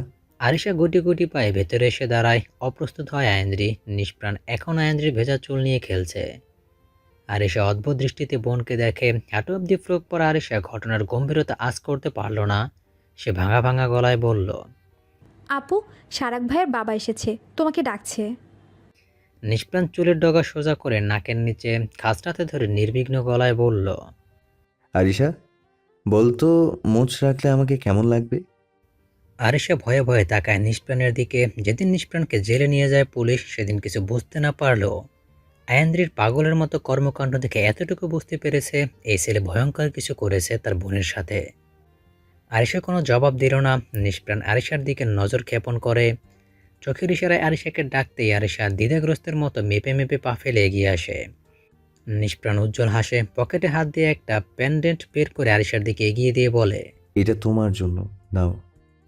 আরিশা মূর্তির মতো দাঁড়িয়ে রইল, নিষ্প্রাণ কণ্ঠে গভীরতা টেনে বলল। নাও, শালি হিসেবে নয়, বোন হিসেবে দিলাম তোমাকে। আমার একটা কাজিন ছিল, বেঁচে থাকলে হয়তো তোমার সমানই থাকতো। আরিশা টিমটিমে চোখে বোনের দিকে তাকায়। আয়েন্দ্রি অনমনীয় গলায় বলল। নিয়ে নে। বোনের কথা শুনে আর দেরি করলো না আয়েন্দ্রি, প্যান্ডেন্টটা নিয়েই পা বাড়ায় দরজার দিকে। নিষ্প্রাণ ভরাট গলায় সিলিংয়ের দিকে তাকিয়ে বলল। প্যান্ডেন্টটা ফেলে দিও না আরিশা, তাহলে কিন্তু ভাইয়া খুব রাগ করব। একটা ভয়ঙ্কর ঢোক গিলে দ্রুতই বেরিয়ে যায় আরিশা। নিষ্প্রাণ উঠে বসে, গায়ে দেওয়া কালো শার্টটা ঠিক করতে আয়েন্দ্রি ভয়াতুর গলায় প্রশ্ন করে। কোথায় যাচ্ছিস তুই? অনুদিক হাসেন নিষ্প্রাণ, হৃষ্ট গলায় বলল। তো না হওয়া হবু শ্বশুরের সাথে দেখা করতে। আয়েন্দ্রির কিছু একটা হলো, দ্রুত গিয়ে নিষ্প্রাণের শার্ট খামচে ধরে বলল। কোনো পাগলামি করবি না তুই। আয়েন্দ্রির দুই হাত আলতো করে ছাড়িয়ে তার কপালে চুমু খেয়ে বলল। করব না, প্রমিস। বললাম না আমি ভালো হয়ে গেছি, কিচ্ছু করব না আমি। তবুও যেন ভয় কমল না আয়েন্দ্রির। বাসর ঘরে শারকের বাবার একদম সামনেই বসল নিষ্প্রাণ। ভদ্রলোক চশমার ফাঁক গলিয়ে নিষ্প্রাণকে দেখে ভ্রু কুঁচকালেন, দ্বিধান্বিত গলায় বললেন। নিষ্প্রাণ ভুবন ভরানো হাসলো আর বলল। তুমি? আইন্দ্রির স্বামী, কাল রাতেই আমাদের বিয়ে হয়েছে। আমরা দুইজন দুইজনকে ভালোবাসি। সরি, ওর চেয়ে আমি ওকে বেশি ভালোবাসি। ভদ্রলোক ভীষণভাবে চমকালেন। কাল রাতে যার হবু স্বামীকে কেউ কিডন্যাপ করে নিয়ে গেল, সেই মেয়ে সেদিন বিয়েও করে ফেলল। কেমন অদ্ভুত লাগলো বিষয়টা ভদ্রলোকের কাছে। নিষ্প্রাণ ব্যাপারটা সহজ করার জন্য বলল। স্যার এখন কেমন আছেন? ও, আপনি আমাকে হয়তো চেনেন না। স্যার আমার খুব পছন্দের শিক্ষক ছিলেন। আমি স্যারের ভার্সিটিতেই পড়তাম। স্যারের সাথে যা হয়েছে তা একদম ঠিক হয়নি। আমার শ্বশুর বাবার এতে কোনো হাত নেই। আপনি স্যারকে আমার নামটা বলবেন, স্যার বুঝে যাবে।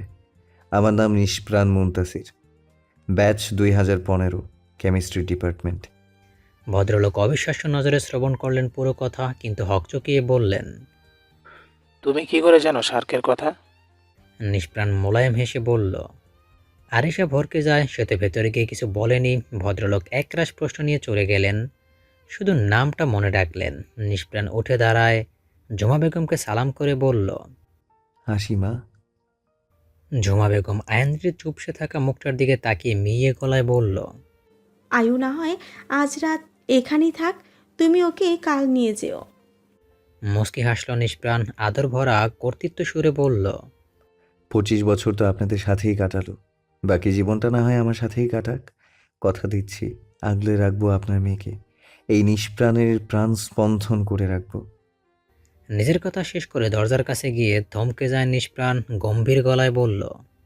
তাড়াতাড়ি আয় ধ্রুব তারা, আমি তোর জন্য অপেক্ষা করছি। আয়েন্দ্রের বুকে মাথা রেখে তাকে জড়িয়ে শুয়ে আছে নিষ্প্রাণ। সবুজ রঙের ড্রিম লাইটের ক্ষীণ আলোতে আয়েন্দ্রের ওয়াল পেন্টিংয়ে নিরবধি চেয়ে আছে নিষ্প্রাণ। সেদিকে চোখ রেখে কাতর গলায় বলল। জানিস ধ্রুব তারা, এই 2 বছর তোকে কত মিস করেছি আমি। একটা দিনের জন্যও তোকে আমি ভুলে থাকতে পারিনি। আয়েন্দ্রি কোনো জবাব দিল না, সিলিংয়ের বন্ধ ইলেকট্রনিক পাখার দিকে তাকিয়ে রইল। এসির হাওয়া শীতলতা বিরাজ করছে বিশাল বেডরুমে। আয়েন্দ্রির বুক থেকে মাথা তুলে নিষ্প্রাণ তার মুখের দিকে চেয়ে ভ্রু নাচিয়ে অসহিষ্ণু গলায় বলল। এইভাবে তাকিয়ে আছিস কেন? আয়েন্দ্রি মৃদু গলায় বলল। তুই সত্যি হসপিটালে ছিলি? আয়েন্দ্রির কপালের উপরে কপাল রাখে নিষ্প্রাণ নাকে নাক ঘষে বলল। তাহলে চল হসপিটালে, ওদেরকেই জিজ্ঞেস করবি আমি সেখানে ছিলাম কিনা। আয়েন্দ্রি উষ্ণ নিঃশ্বাস ফেলল, ক্লান্ত গলায় বলল। তোর কথা বলা শেষ, আমি ঘুমাবো। আয়েন্দ্রিকে ছেড়ে বিছানার এই পাশে এসে শুয়ে পড়ে নিষ্প্রাণ। পাশে থাকা সাইড টেবিলে দণ্ডায়মান ল্যাম্পশেডটা জ্বালিয়ে মাথা নিচে 2 হাত দিয়ে সিলিংয়ের দিকে তাকিয়ে থাকে। কিছুক্ষণের মধ্যেই নেমে আসে নিষ্প্রাণের অক্ষিপট। আয়েন্দ্রির চোখে ঘুম নেই, তার মানসপটে ভেসে উঠছে সেই দিনের ছবি। 2 বছর আগে যেদিন নিষ্প্রাণকে পুলিশ ধরে নিয়ে যায়, সেদিন নিষ্প্রাণ একটা কথাও বলেনি, শুধু বদ্ধ দৃষ্টিতে চেয়েছিল আয়েন্দ্রির দিকে। সেদিন প্রথমবার নিষ্প্রাণের গায়ে হাত তোলে আয়েন্দ্রি, গুনে গুনে 6টা থাপ্পড় মারে নিষ্প্রাণের 2 গালে। নিষ্প্রাণ কোনো প্রতিবাদ করেনি, পালিয়ে যাওয়ার তাগিদও তার ছিল না। হাঁটু ভাঁজ করে আয়েন্দ্রির সামনে মাথা নিচু করে বসে রইল। আয়েন্দ্রির বাবা আলফাজ সাহেব পুলিশ ডাকলেন, বাড়িতে হট্টগোল হলো, কিন্তু নিষ্প্রাণ সে নিষ্প্রাণ হয়েই থাকলো। পুলিশ যখন নিষ্প্রাণকে নিয়ে যাচ্ছিল তখনই নিষ্প্রাণ অনিমেষ ব্যথাতুর চোখে আয়েন্দ্রের দিকেই চেয়ে রইল। সে চাহনি নিশ্চল, স্থির। একটা দীর্ঘশ্বাস বেরিয়ে আসে আয়েন্দ্রের বুক চিরে। পাশ ফিরতে দেখে ল্যাম্পশেড জ্বলছে। একটা ছোট্ট শ্বাস ফেলে উঠে বসে আয়েন্দ্রি। নিষ্প্রাণের দিকে তাকাতেই মনে হলো সে তন্দ্রাচ্ছন্ন। আয়েন্দ্রি নিষ্প্রাণের কাছে এগিয়ে আসে, সংকোচ নিয়ে তার উপরে ঝুঁকে ল্যাম্পশেড অফ করে। ছেলেটা আসলেই পাগল। ড্রিম লাইট জ্বলছে, সেখানে আবার ল্যাম্পশেড লাগে। নিষ্প্রাণের একদম কাছেই বসে আছে আয়েন্দ্রি। নিষ্প্রাণের ঘুমন্ত মুখটা কি নিষ্পাপ, যতক্ষণ ঘুমিয়ে থাকে হয়তো ততক্ষণই শান্ত, উঠলেই অশান্ত। আয়েন্দ্রি গাঢ় দৃষ্টিতে দেখে নিষ্প্রাণকে। এতটা কাছে আসলেও রাগে, ক্ষোভে, বিতৃষ্ণায় নিষ্প্রাণের চেহারাটাও ভালো করে দেখা হয়নি তার। নিষ্প্রাণ আগের চেয়ে সুন্দর হয়েছে। চাপা চোয়ালটা আগের চেয়ে ভরাট। পাতলা দুই ঠোঁটের রঙও আগের মতো। নিষ্প্রাণ তার চুলের যত্ন করতো অনেক, কারণ তার এই ঝাঁকড়া চুল তার ধ্রুবতারার খুব পছন্দ। প্রায় প্রতিদিনই একবার হলো নিষ্প্রাণের চুলে আঙুল গলাতো আয়েন্দ্রি। আজও তেমনটা ইচ্ছে হলো আয়েন্দ্রির। ফিকে আলোতেও একটু উজ্জ্বলতা কমেনি নিষ্প্রাণের। আচমকা বলে ওঠে নিষ্প্রাণ। এমন করে কি দেখছিস? হকচকিয়ে যায় আয়েন্দ্রি। চোখের পল্লব মেলে ধরে মুচকি হাসে নিষ্প্রাণ। উঠে বসে চট করেই বলল। ঘুমাসনি যে? আয়েন্দ্রি অপ্রস্তুত হয়। তার এই অবস্থা দেখে আলতো হাসে নিষ্প্রাণ। টুপ করে আয়েন্দ্রির ঠোঁটে চুমু খেয়ে বলল। ঘুম পাচ্ছে না তাই তো? আমার কাছে আয়। আয়েন্দ্রি দৃঢ় হয়ে রইল। নিষ্প্রাণ নিজেই আয়েন্দ্রিকে কাছে টেনে নেয়। নিষ্প্রাণে বক্ষস্থলে আয়েন্দ্রি পিঠ ঠেকিয়ে বলয় আকৃতি করে আঁকড়ে ধরে আয়েন্দ্রিকে। আয়েন্দ্রির খোলা চলে নাক ঠেকিয়ে বলে। তোর এখনো আমাকে বিশ্বাস হচ্ছে না? আয়েন্দ্রি নির্বিকার। আয়েন্দ্রির কাঁধে চিবুক রাখে নিষ্প্রাণ। মায়াময় গলায় বলল।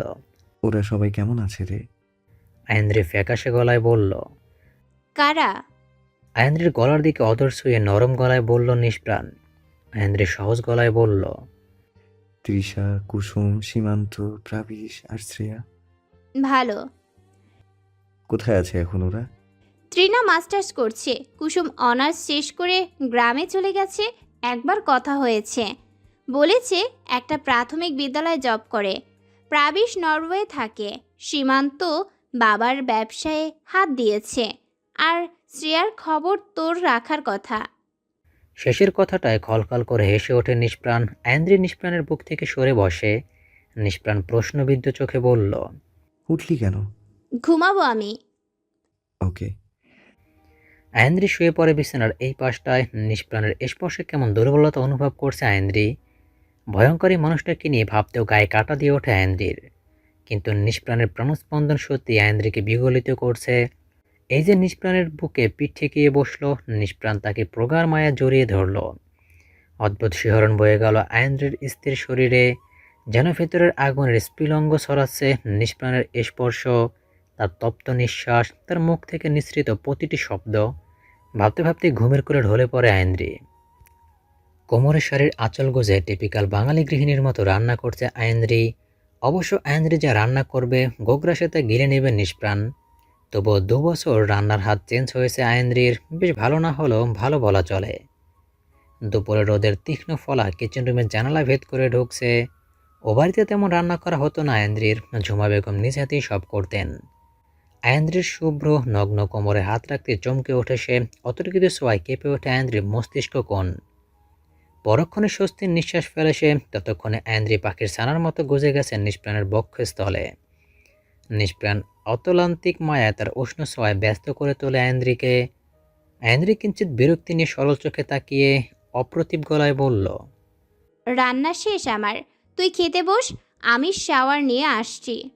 নিষ্প্রাণ প্রগাঢ় দৃষ্টিতে আয়েন্দ্রির দিকে তাকালো। আয়েন্দ্রির নাকের নিচের খাঁজটায় মুক্তোর মতো ঘাম জমেছে, সাথে নাকের ডগা আর চিবুকের গাঁথনিতে।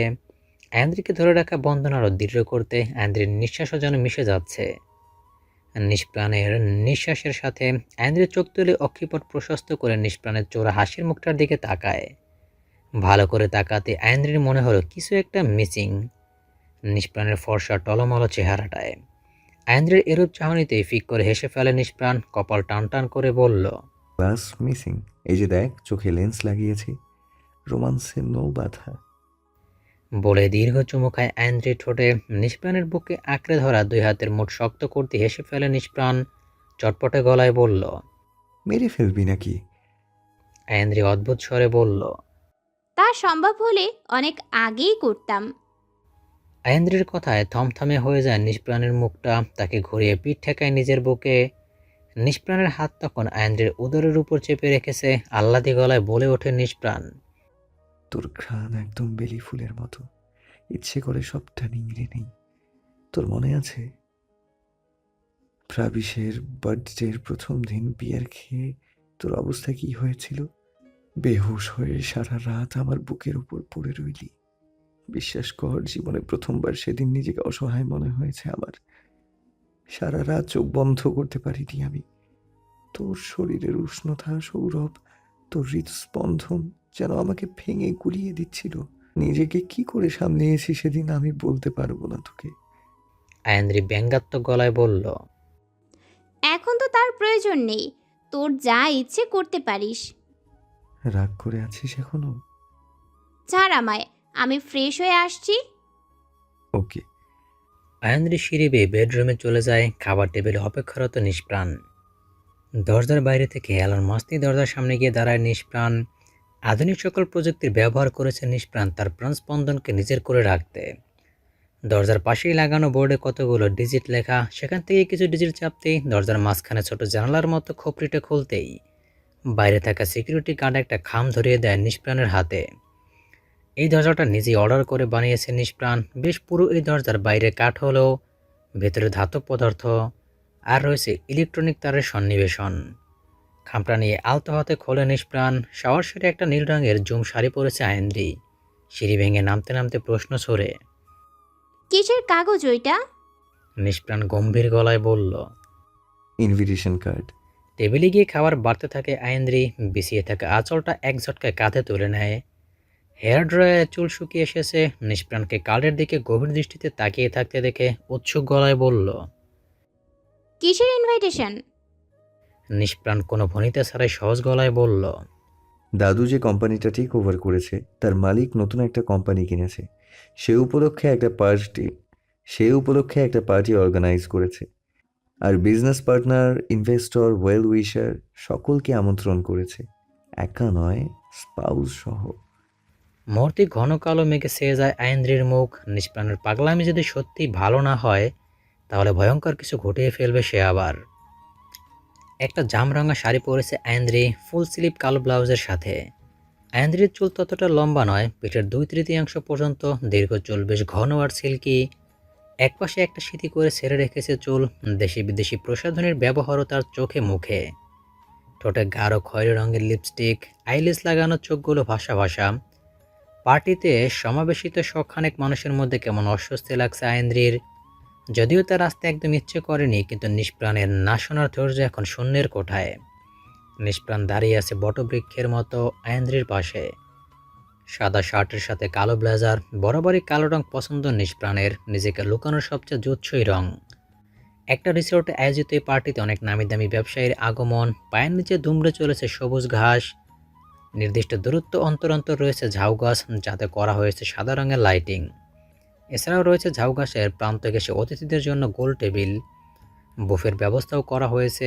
নির্দিষ্ট পোশাকে রয়েছে সার্ভিস বয়, তারা সার্ভ করছে স্কচ, ওয়াইন আর সফট ড্রিঙ্কস। নিষ্প্রাণ তার কিছু পরিচিত লোকের সাথে আয়েন্দ্রিকে পরিচয় করিয়ে দেয় এবং হঠাৎ বিয়ে নিয়ে ঠাট্টা মশকরাও করে। অত্যন্ত চতুরতার সাথে সবটা সামলে নেয় নিষ্প্রাণ। আয়েন্দ্রিকে দাঁড় করিয়ে ওয়াশরুমে যায় নিষ্প্রাণ। আয়েন্দ্রি গুটিসুটি মেরে স্থির হয়ে আছে। চকিতেই তার পেছন থেকে কেউ একজন আসতেই ধাক্কা লাগে আয়েন্দ্রির গায়ে। আয়েন্দ্রির হাতে থাকা সফট ড্রিঙ্কস গিয়ে শাড়িতে পড়ে যায়। অপরিচিত লোকটি ব্যতিব্যস্ত হয়ে ঝাড়া মেরে আয়েন্দ্রির শাড়ি থেকে কোল্ড ড্রিঙ্কসের ভেজা আবরণ সরাতে চায়। দূর থেকে তা দাঁড়িয়ে দেখছে নিষ্প্রাণ। ক্রমশ তার শির দ্বারা শক্ত হতে থাকে। চোয়ালে দেখা দেয় অশিথিলতা। দাঁতে দাঁত চেপে হাতের মুষ্টিবদ্ধ করতে হাতের শিরা ফুলে ওঠে। অপরিচিত লোকটি সাহায্য করার আড়ালে আয়েন্দ্রির কোমর ছুঁয়ে দিচ্ছে। অপ্রস্তুত আয়েন্দ্রি ব্যক্তিটির নোংরা অভিপ্রায় ধরতে পারল না। তবুও নিষ্প্রাণের কথা ভেবে নিজেকে সরিয়ে বারবার বলছে সে ঠিক করে নেবে। ব্যক্তিটি তবুও অপরাধবোধ এড়াতে এই কাজ করতে লাগলো। হঠাৎ নিষ্প্রাণের দিকে চোখ যেতেই থমকে যায় আয়েন্দ্রি। ব্যক্তিটিকে এক প্রকার ঝাড়া মেরেই ওঠে। সটকে পড়ে ব্যক্তিটি। আয়েন্দ্রির কাছে এসে মুখভর্তি হাসে নিষ্প্রাণ। মিষ্টি গলায় বলে, কি হয়েছে? আয়েন্দ্রি ভীষণ অবাক হলো নিষ্প্রাণের গলার স্বরে সাবলীল উত্তর দিল। কিছু না, ড্রিঙ্কস পড়ে গিয়েছিল আমার গায়ে। নিষ্প্রাণ একটা লোককে ডাক দেয়, কয়েকটা টিস্যু পেপার নিয়ে শাড়ির এপাশ ওপাশ চেপে ধরে বলল। খেয়াল করে হাঁটবি তো, এখানে তো আর আমরা একা না, অনেক মানুষ। নিষ্প্রাণের ব্যবহারে যার পরনায় বিস্মিত হলো আয়েন্দ্রি। কতটা সহজ ব্যবহার! আয়েন্দ্রির বিশ্বাস হতে লাগলো নিষ্প্রাণ সত্যিই ঠিক হয়ে গেছে। অদ্ভুত ভালো লাগা শুরু হলো আয়েন্দ্রির। আয়েন্দ্রিকে এক হাতে জড়িয়ে ধরে বলল। চিন্তা করিস না, এই শাড়ি আর পরতে হবে না তোকে, এই রঙের নতুন শাড়ি কিনে দেবো। আয়েন্দ্রি নীরস হাসলো। নিষ্প্রাণ মুচকি হেসে বলল। My heart beat.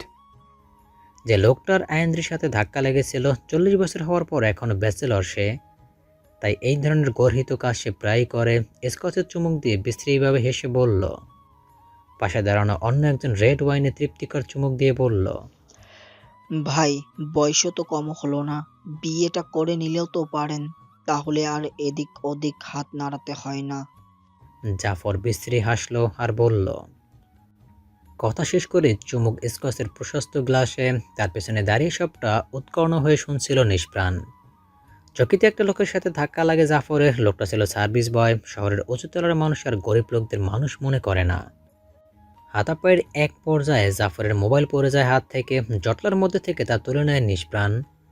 দ্রুত হাতে একটা নাম্বার ডায়াল করে, যা নিষ্প্রাণের আরেক হাতে রিসিভ করে সেই মোবাইলটা একটা ঝাউ গাছের তলায় রেখে দেয় আর অতি সন্তর্পণে ঝগড়া মিটে যাওয়া পর্যন্ত অপেক্ষা করে। আয়েন্দ্রিকে বুফের সামনে দাঁড় করিয়ে রেখেছে।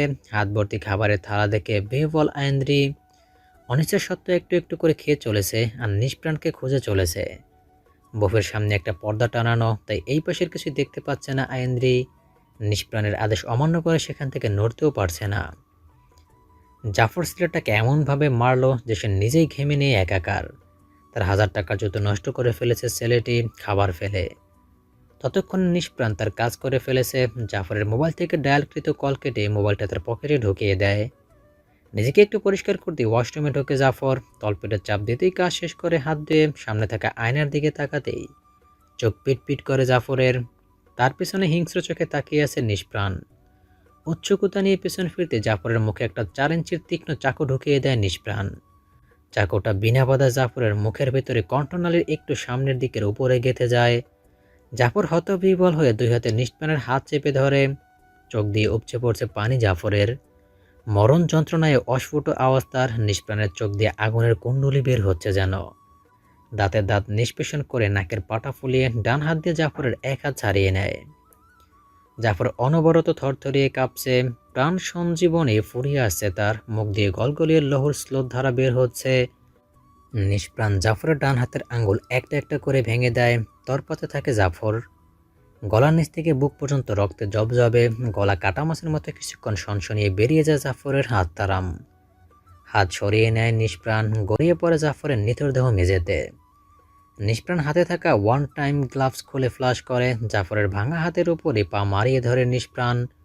ক্রোধ মিটিয়ে পুরো থেতলে দেয় সে হাতের পাঞ্জা। রাগে ফসে যাচ্ছে নিষ্প্রাণ। নিজেকে ধাতস্থ করে ওয়াশরুম থেকে বেরিয়ে আসে সে। সিসিটিভি ফুটেজে নিষ্প্রাণের অস্তিত্ব নেই, কারণ সিসিটিভির ডাইরেকশন আগে চেঞ্জ করেছে নিষ্প্রাণ। সহজ ভঙ্গিতে বাইরে বেরিয়ে আসে সে। অনেকটা দূরে এসে জুতোতে লাগানো এক্সট্রা প্লাস্টিকের পেপারটা খুলে নেয় নিষ্প্রাণ। ফেললো না তা, একটা কাগজে মুড়ে প্যান্টের পকেটে পরে নিল। গাড়ির ভেতরে বসতেই কৌতূহলী গলায় প্রশ্ন করে আয়েন্দ্রি। কোথায় গিয়েছিলি? নিষ্প্রাণ সরল গলায় প্রত্যুক্তি করে। একজন ইনভেস্টরের সাথে কথা বলতে। জানিস তো আমাদের কোম্পানি ডাউন, সেখানে নিজ থেকে ওই লোক ইনভেস্ট করেছে। আমি তো আর অফিসে যাব না, দেখা হয়ে গেল তাই কথা বলে নিলাম। তোর কিছু লাগবে? হুম। নিষ্প্রাণের মুখটা প্রাণোচ্ছল, স্বাভাবিক হাস্যোজ্জ্বল। আয়েন্দ্রি ঠোঁটের কোণে ফুটে ওঠে খুশির হাসি, যেন সবকিছু সুস্থ হতে চলল।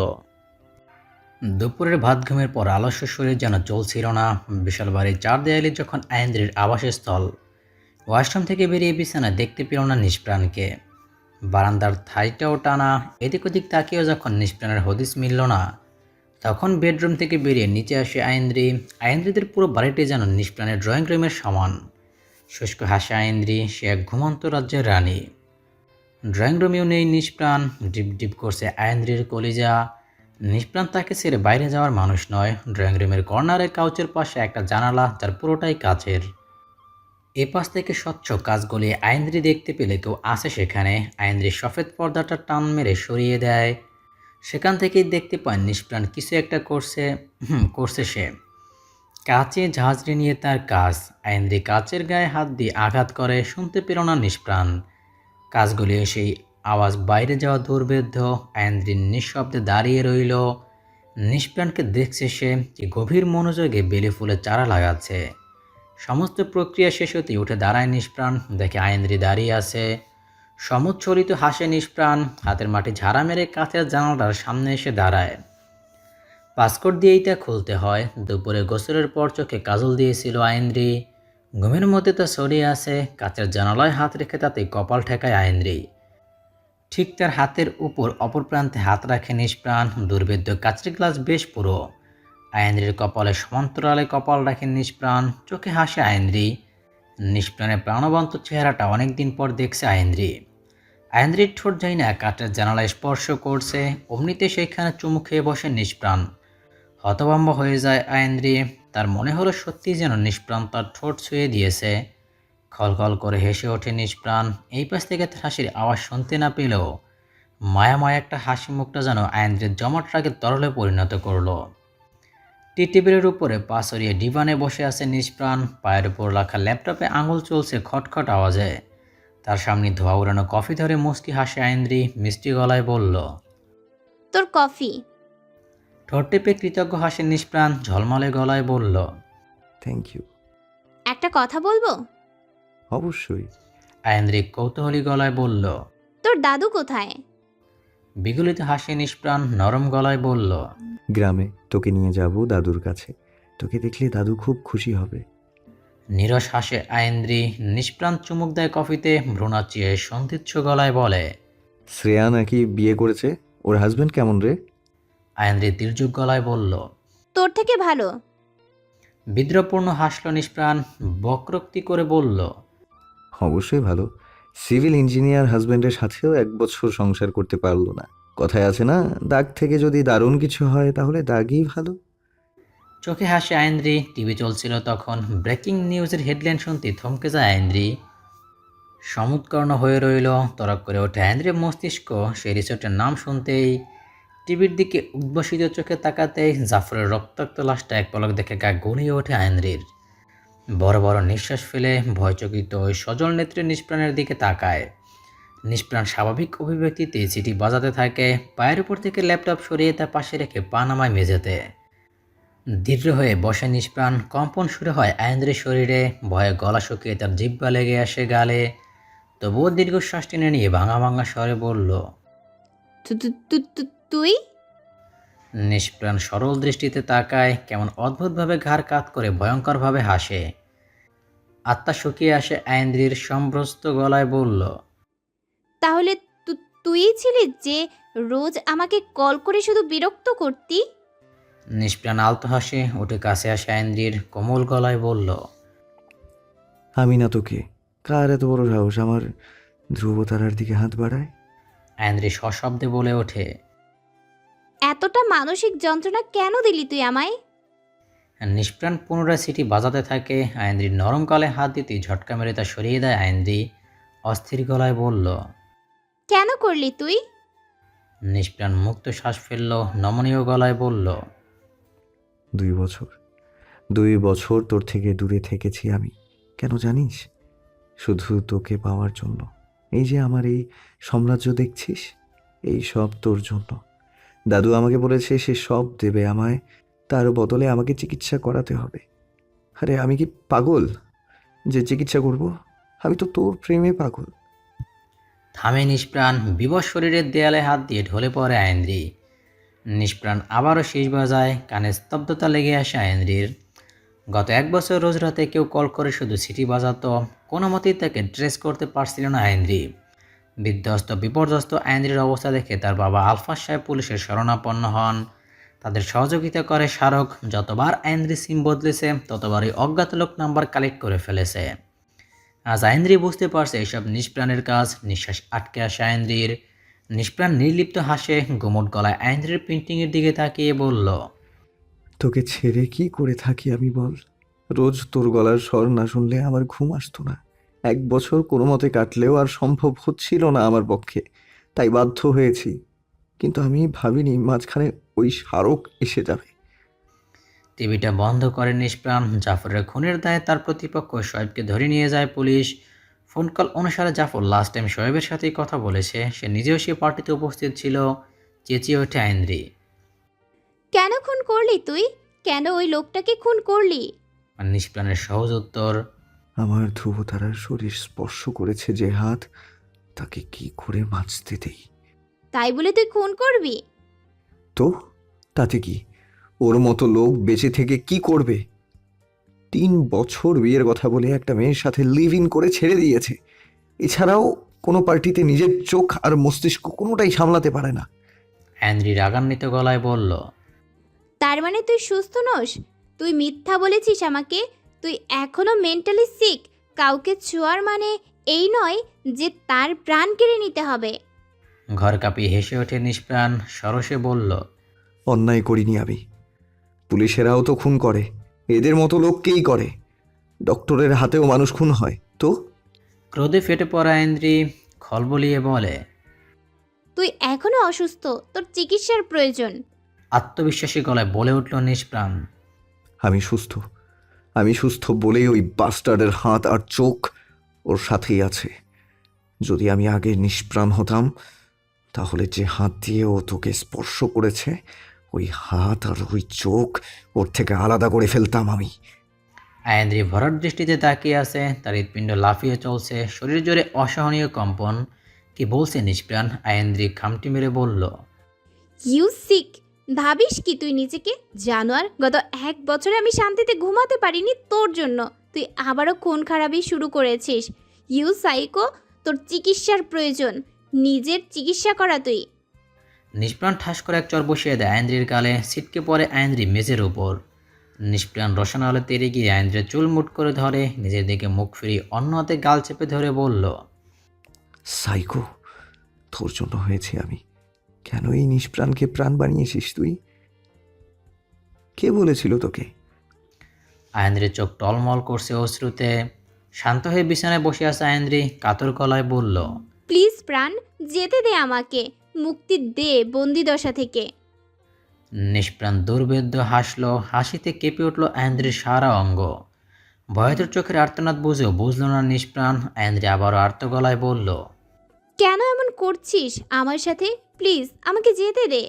তুই যা চেয়েছিস তা তো পেয়েছিস। নিষ্প্রাণ গুমোট হাসলো, শীতল গলায় বলল। আমার তো তোকে চাই, তোর ভালোবাসা চাই। আমৃত্যু তোর ভালোবাসার নহরে অবগাহনে মত্ত হতে চাই। আইন্দ্রি জোর গলায় চেঁচিয়ে ওঠে।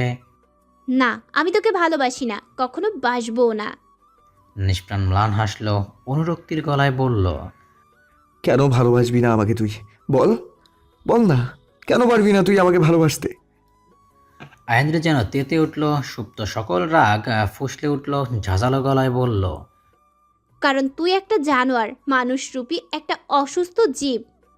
বিদ্রুপাত্মক হাসে নিষ্প্রাণ শ্লেষ নিয়ে বলল। জানোয়ার? আমি সত্যি জানোয়ার। তোর জন্য জানোয়ার হয়েছি আমি। তোকে ভালোবেসে পশু হয়েছি। একদিন তুই এই নিষ্প্রাণকে প্রাণ বানিয়েছিস, তাহলে আজ কেন সেই প্রাণকে আবার নিষ্প্রাণ করতে চাইছিস বলতো? আইন্দ্রির সারা মুখ জুড়ে স্বচ্ছ শীতল নোনতা জলের আঁকি বুকি। তার ক্রন্দনের হৃদযন্ত্র পিষ্টিতে হচ্ছে নিষ্প্রাণের। ঝকঝকে শুভ্র মেঝেতে বসে থাকা নিষ্প্রাণ আবেগী গলায় বলল। এই, তুই আমাকে তুই কেন বলিস? স্বামীকে কেউ তুই বলে? তুমি বল, বল না। মেয়েটির দাঁত মুখ খেঁচে বলল। বলবো না, বলবো না। নিষ্প্রাণ গভীর মায়ায় তাকিয়ে থাকে তার সামনে বসা তার দেখা সবচেয়ে সুন্দর মনের অধিকারিণীকে। কোনো এক কালে এই প্রাণের শরীর তার নিষ্প্রাণ জীবনের প্রাণের ফোয়ারা বইয়েছে। তার থমকে তার স্পন্দন জাগ্রত করেছে। তাই তো এত ভালোবাসে তাকে নিষ্প্রাণ। তার স্পন্দন জীবনের প্রাণ প্রদীপ সে। নিষ্প্রাণ উঠে দাঁড়ায়, বিছানায় গিয়ে আইন্দ্রির পাশে বসে। নিষ্প্রাণের 2 তীক্ষ্ণ চোখে ভয়চকিত দৃষ্টি আইন্দ্রির। কালো শাড়ির আচ্ছাদন ভেদ করে উথলে আসা তার মোমের মতো ধপধপে মেধিন উদরে হাত রাখে নিষ্প্রাণ। ঘৃণায় মুখ সরিয়ে নেয় আইন্দ্রি। নিষ্প্রাণ তার ঘ্রাণেন্দ্রিয় ছোঁয়া বিলাতে থাকে আইন্দ্রির গালের থেকে চুইয়ে নিয়ে গলদেশ পর্যন্ত। থামে নিষ্প্রাণ, একটা দীর্ঘশ্বাস টেনে নেয় ঘ্রাণেন্দ্রিয়তে। আয়েন্দ্রির সমস্ত সৌরভ যেন এক নিমিষেই গিলে নিল নিষ্প্রাণ। গলার একপাশে গভীর চুম্বন করে ছোট্ট কামড় বসিয়ে দেয় সেখানে।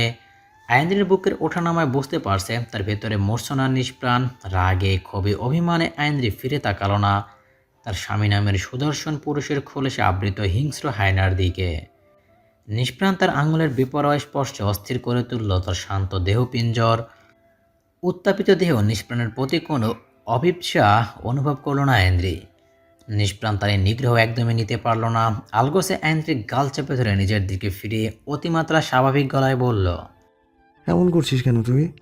একটু ভালোবাস না আমায়। তোর পায়ের নিচে স্বর্গ এনে দেবো আমি। ভালোবাস না আমায়। আয়েন্দ্রি চাপার আগে তার ব্যাকবোনের সন্ধিস্থলে অনবরত হাঁপুরের মতো ওঠানামা করতে লাগলো। মুখে একটু শব্দ করলো না। চোখের চাহনিতে ছুরি দিল ঘৃণার তীক্ষ্ণ বাণ। নিষ্প্রাণ আর নিতে পারল না, প্রকম্পিত গলায় বলল, তোকে আমায় ভালোবাসতেই হবে রে, ভালোবাসতেই হবে। আয়েন্দ্রের পাতলা ওষ্ঠদয় লোফে নেয় নিজের অধরে নিষ্প্রাণ। গভীর আশ্বাসে শুষে নিতে থাকে তার অধর সুধা। আয়েন্দ্রি বাধা দিতে গিয়েও যেন ক্ষান্ত, পরিশ্রান্ত। তাকে বিছানায় শুয়ে নিজের সমস্ত ভর ঢেলে দেয় তার উপর নিষ্প্রাণ। এক হ্যাঁচকা টানে শাড়ির কুচি খুলে নেয়। আয়েন্দ্রিকে অনাবৃত করতে কয়েক সেকেন্ডে সময় নেয় নিষ্প্রাণ। ভুলে যায় পার্থিব জীবনের টান। প্রাণের শরীরে প্রাণ শোধাতেই নিজেকে হারাতে ব্যস্ত হয়ে পড়ে নিষ্প্রাণ। আদৌ কি সে তার প্রাণস্পন্দন খুঁজে পাবে? ক্লাস জুড়ে চলছে শিক্ষার্থীদের হইচই। গতকাল সন্ধ্যায় অনার্স দ্বিতীয় বর্ষের রেজাল্ট পাবলিশ হয়েছে। সেই নিয়ে উত্তেজনা বিরাজ করছে সকল শিক্ষার্থীদের মধ্যে। স্টেরিও কেমিস্ট্রির শিক্ষক কমলক্রান্তির আগমনেই নিস্তব্ধ হয়ে যায় পুরো ক্লাস। শিক্ষার্থীরা যার যার জায়গায় বসে পড়ল। কমলক্রান্তি সাহেব ডেস্কের সামনে গিয়ে দাঁড়ালেন। শিক্ষার্থীদের মাঝে বহমান চাপা উত্তেজনা বুঝতে পেরে চমৎকার হাসলেন। হাস্যোজ্জ্বল গলায় বললেন, কংগ্রাচুলেশন এভরিওয়ান, এবার রেজাল্ট আমাদের ডিপার্টমেন্টের রেকর্ড করেছে। ক্লাস জুড়ে আবার ওই কিচিরমিচির শুরু হলো। কমলক্রান্তি সবাইকে শান্ত হতে বললেন, অতি গর্বের সাথে বললেন, এইবার আমাদের ডিপার্টমেন্টের হাইয়েস্ট পয়েন্ট 3.98, আর তা অর্জন করেছে আমাদের ক্লাসের সবচেয়ে শান্ত ভদ্র ছেলে নিষ্প্রাণ মুনতাসির। ক্লাসে সবাই একে অপরের দিকে চাওয়াচাই করছে। অনেকের কাছেই নামটা নতুন। কমলক্রান্তি নিষ্প্রাণকে উঠে দাঁড়ানো আদেশ করলেন। ক্লাস ভর্তি উৎসুক চোখ নিবদ্ধ হলো মাঝারি সারির একদম পেছনের বেঞ্চে। 3 সারিতে বিভক্ত ক্লাসের কর্নারের সারিতে প্রথম বেঞ্চে বসা আয়েন্দ্রি পেছন ফিরে তাকাতেই দেখল ফর্সা গোলগাল মুখের একটা ছেলেকে। মাথা ঝাঁকড়া চুল, চোখে মৃদু পাওয়ারের চশমা, হলুদ কালো মিশেলের চেক শার্টের হাতা গোটানো কোনোই পর্যন্ত। হাত ছেড়ে দাঁড়িয়ে মৃদু হাসল নিষ্প্রাণ। আয়েন্দ্রি গভীর দৃষ্টিতে তাকিয়ে আছে। আজকের আগে ছেলেটাকে দেখাই হয়নি। কমলক্রান্তি সবার আগে নিষ্প্রাণকে পরিচয় করিয়ে দিল। নিষ্প্রাণ প্রথম বর্ষ থেকে নয়, দ্বিতীয় বর্ষের মাঝামাঝি এসেছে এই ভার্সিটিতে। নিষ্প্রাণের ধরাবাঁধা জায়গায় সেই পেছনের বেঞ্চ, চুপচাপ সেখানেই বসে থাকে। টিচারদের প্রতিটা লেকচার শোনে গভীর অভিনিবেশে। তার পাশে আছে বন্ধু সীমান্ত। খালি মাঠে চক্কা হাঁকাবে নিষ্প্রাণ তা বুঝতে পারেনি সীমান্ত। নিষ্প্রাণ বসতেই তাকে খোঁচা মারতে লাগলো বিভিন্ন উদ্ভট কথা বলে। নিষ্প্রাণ লাজুক হাসে, তার সেই হাসিতে আটকে যায় আয়েন্দ্রির চোখ। ব্রেক টাইমে ভার্সিটির মাঝে অবস্থিত শহীদ মিনারের প্রাঙ্গণে বসে আছে সীমান্ত। 20 মিনিটের ব্রেকে দাপিয়ে ওঠে সে। হাসি ঠাট্টা সব কিছুতে যেন একটু বেশি এগিয়ে সীমান্ত। খোশ মেজাজে বলল, দূর শালা, সেকেন্ড ইয়ার পাস কইরা ফালাইলাম আর এখনো একটা মাইয়া জোগাইতে পারলাম না। জীবনটা পুরাই কচু পাতা। হো করে হেসে ওঠে প্রাবিশ, মৃদু গলায় বলল, কেন মামা, ধরে রেখেছে কে তোমারে? যাইয়া ঝুলাইয়া বড় কারো গলায়। সীমান্ত আপত্তি করে বলল, আরে সবার গলায় কি ঝুইলা যাইয়া যাইব নাকি? দেখা শুই না ঝুলতে হইব। প্রাবিশ অট্ট হাসি দিয়ে বলল, হাওয়া মা, যেই বডি বানাইছ, মাশাল্লাহ। ক্লাসের মুখটা যদি তোমার বউ হয় তাইলে তো বিয়ের রাতে হসপিটালে দৌড়াইতে হইব।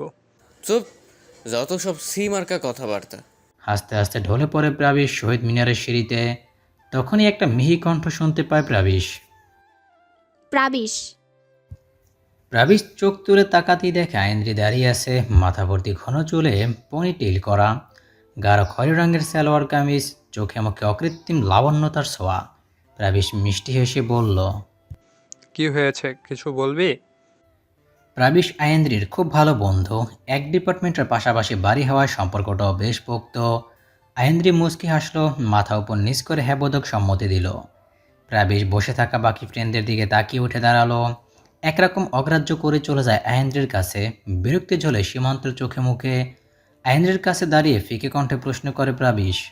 কিছু বলবি? আয়েন্দ্রের নরম চোখজোড়া তাদের বন্ধু মহলে একবার ঘুরিয়ে এনে মিয়ে গলায় বলল। নিষ্প্রাণ কোথায়? প্রাবিশ পেছন ফিরে সীমান্তর দিকে তাকায়। সীমান্ত কেমন অদ্ভুত দৃষ্টিতে তাকিয়ে আছে। প্রাবিশ চোখ ফিরিয়ে ঠান্ডা গলায় বলল। আজান হয়েছে তো, নিষ্প্রাণ নামাজ পড়তে গেছে। ও আচ্ছা, ক্লাসে যাবি না? ক্লাস শুরু হবে তো। চল। প্রাবিশ সীমান্তর দিকে তাকিয়ে বাকিদের আসার নিমন্ত্রণ দিল। সীমান্ত কিরমিরিয়ে ওঠে, মেয়ে মানুষের ন্যাওটা। ক্লাস শেষে নিষ্প্রাণকে খুঁজতে থাকে আয়েন্দ্রি, কিন্তু কোথাও নেই। ছেলেটা হুট করেই কোথায় যে যায়। তিনতলার করিডোর দিয়ে হাঁটতে হাঁটতে আয়েন্দ্রি খেয়াল করে প্রাবিশ, সীমান্ত, নিষ্প্রাণ সবাই মাঠে ক্রিকেট খেলছে। খেলায় তেমন আগ্রহ নেই আয়েন্দ্রির, কিন্তু আজ ইচ্ছে হলো। নিচতলার করিডোরে পৌঁছাতেই এক হ্যাঁচকা টান তৃণার হাঁপিয়ে হাঁপিয়ে বলল। কোথায় যাচ্ছিস? ডাকছি শুনতে পারছিস না? হতবুদ্ধি হয়ে যায় আয়েন্দ্রি। তার দৃঢ়চিত্ত ওই মাঠে, তাই অন্য কিছু তার কর্ণগোচর হচ্ছে না। তৃণা আয়েন্দ্রির বেস্ট ফ্রেন্ড, কুসুমের কাজিন। তিনা ফিনান্স ডিপার্টমেন্টের স্টুডেন্ট। কোনোরকম টেনে টুনে আয়েন্দ্রিকে নিজের ডিপার্টমেন্টে নিয়ে যায় তৃণা। তাদের ডিপার্টমেন্টে একটা প্রোগ্রামের আয়োজন করা হচ্ছে, আর তাদের গান গাওয়ার জন্য সিলেক্ট করা হয়েছে আয়েন্দ্রিকে। আয়েন্দ্রি কোনোভাবেই রাজি হচ্ছিল না, তাই তৃণা সেই সবে স্যারদেরকেও ইনভলভ করে। বাধ্য হয়ে রাজি হতে হয় আয়েন্দ্রিকে। গুড পায়ে মাঠে এসে দেখে ঘাসের উপর শুয়ে আছে ক্লান্ত শ্রান্ত প্রাবিশ আর সীমান্ত, সাথে তাদের অন্য ফ্রেন্ডরাও। নিষ্প্রাণকে কোথাও দেখল না আয়েন্দ্রি। আয়েন্দ্রিকে দেখে উঠে বসে প্রাবিশ। পাশে থাকা ব্যাগটা কাঁধে ঝুলিয়ে সীমান্ত থেকে বিদায় নেয়। ঘামে ভেসে থাকা টি শার্ট হালকা বাতাসে আসতে আলগা হয় শরীর থেকে। ভার্সিটির গেট থেকে বের হতে আয়েন্দ্রি রহস্যে প্রশ্ন করে। নিষ্প্রাণ কোথায়? প্রাবিশ একগাল হেসে বলল। যুবতীর মন আজ করে আনচান, দেখবার চাই তোমার ওই চাঁদ মুখখানা। দুম করে একটা কিল বসিয়ে দেয় প্রবাসীর পিঠে আয়েন্দ্রি। হো করে হেসে ওঠে প্রাবিশ, মৃদু গলায় বলল। আছে মসজিদে। ভার্সিটির সাথে লাগোয়া এলাকার মসজিদ। মসজিদ দুই ভাগে বিভক্ত। মসজিদের এক পাশে এতিমখানা। এতিমখানার ভবন থেকে ভার্সিটি সম্পূর্ণ অবলোকন করা যায়। মসজিদের সদর দরজা বড় রাস্তার দিকে, কিন্তু ছোট একটা দরজা আছে পাশের রাস্তার দিকে, যেখান থেকে সহজেই ভার্সিটি, কলেজ আর স্কুলের শিক্ষার্থীরা মসজিদে যেতে পারবে। এই ছোট্ট দরজাটার বাম পাশে একটা মিষ্টির দোকান, আর ডান পাশে লাইব্রেরি, আর উপরে ফটোকপির দোকান। প্রাবিশ আর আয়েন্দ্রি মিষ্টির দোকানের সামনে আসতেই বেরিয়ে আসে নিষ্প্রাণ। আচরণ নামাজ শেষ করে বেরিয়ে এসে সে নিষ্প্রাণকে দেখে থমকে যায় আয়েন্দ্রি। নিষ্প্রাণের সরল দৃষ্টি প্রাবিশের দিকে। স্মিত হেসে মোলায়েম গলায় প্রশ্ন ছড়ে। চলে যাচ্ছিস? চট করে বলে ফেলে আয়েন্দ্রি। হাই। মাথাটা হালকা ঘুরিয়ে আয়েন্দ্রির দিকে তাকাতেই নিষ্প্রাণের চোখ দুটো আবদ্ধ হয় আয়েন্দ্রির ঠোঁটে। আয়েন্দ্রির নিচের ঠোঁটের মাঝ বরাবর একটা লাল তিল। কেঁপে ওঠে নিষ্প্রাণের ভেতর মানব। অস্বাভাবিকভাবে ঘামতে শুরু করে নিষ্প্রাণ। অস্থির হয়ে ওঠে সে, শ্বাস আটকে আসে, চোখ জ্বলতে শুরু করে। বড় বড় শ্বাস টানতে থাকে নিষ্প্রাণ। নিষ্প্রাণের এমন অদ্ভুত আচরণে ঘাবড়ে যায় প্রাবিশ। ভীতু চোখে চেয়ে রয় আয়েন্দ্রি।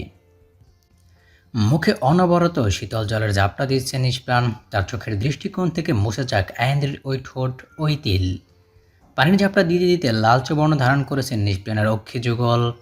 মেসের কমন বাথরুমে এত সময় থাকা যায় না। সমান তালে করাঘাত চলছে দরজার কপাটে। লম্বা লম্বা শ্বাস টেনে বালতির ওপর থেকে সোজা হয়ে দাঁড়ায় নিষ্প্রাণ।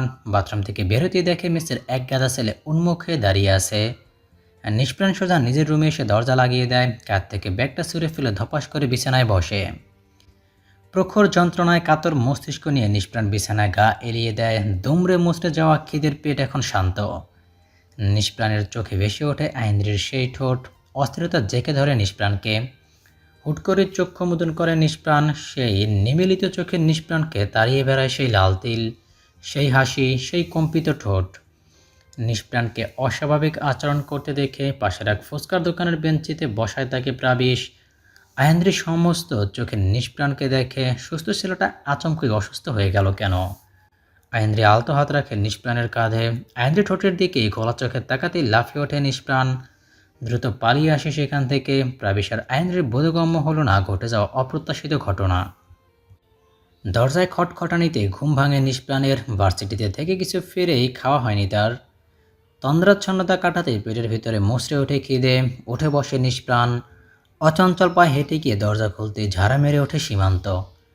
হালার পো, কখন তে কল করতেছি ধরস না কেন, মরছস? নিষ্প্রাণ ম্লান হাসলো, ঘুমো ঘুমো চোখ দুটো টান টান করে বলল, ঘুমিয়েছিলাম। হ, আমি তো ভাবছি তুমি উগান্ডায় গেছো। চল। নিষ্প্রাণ বিরস মুখে বলল।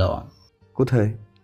ভ্রুদুটো কুঁচকে নেয় সীমান্ত, ফরফর করে বলল, দোষ শালা, কিছু মনে থাকে না তোর? গাঞ্জা খাস না বাবা টানোস? কইলাম না বটতলায় যামু, কাম আছে। নিষ্প্রাণ বাম হাতের তর্জনী দিয়ে কপাল চুলকে বলল। এখন না, খিদে পেয়েছে আমার, পরে আসছি।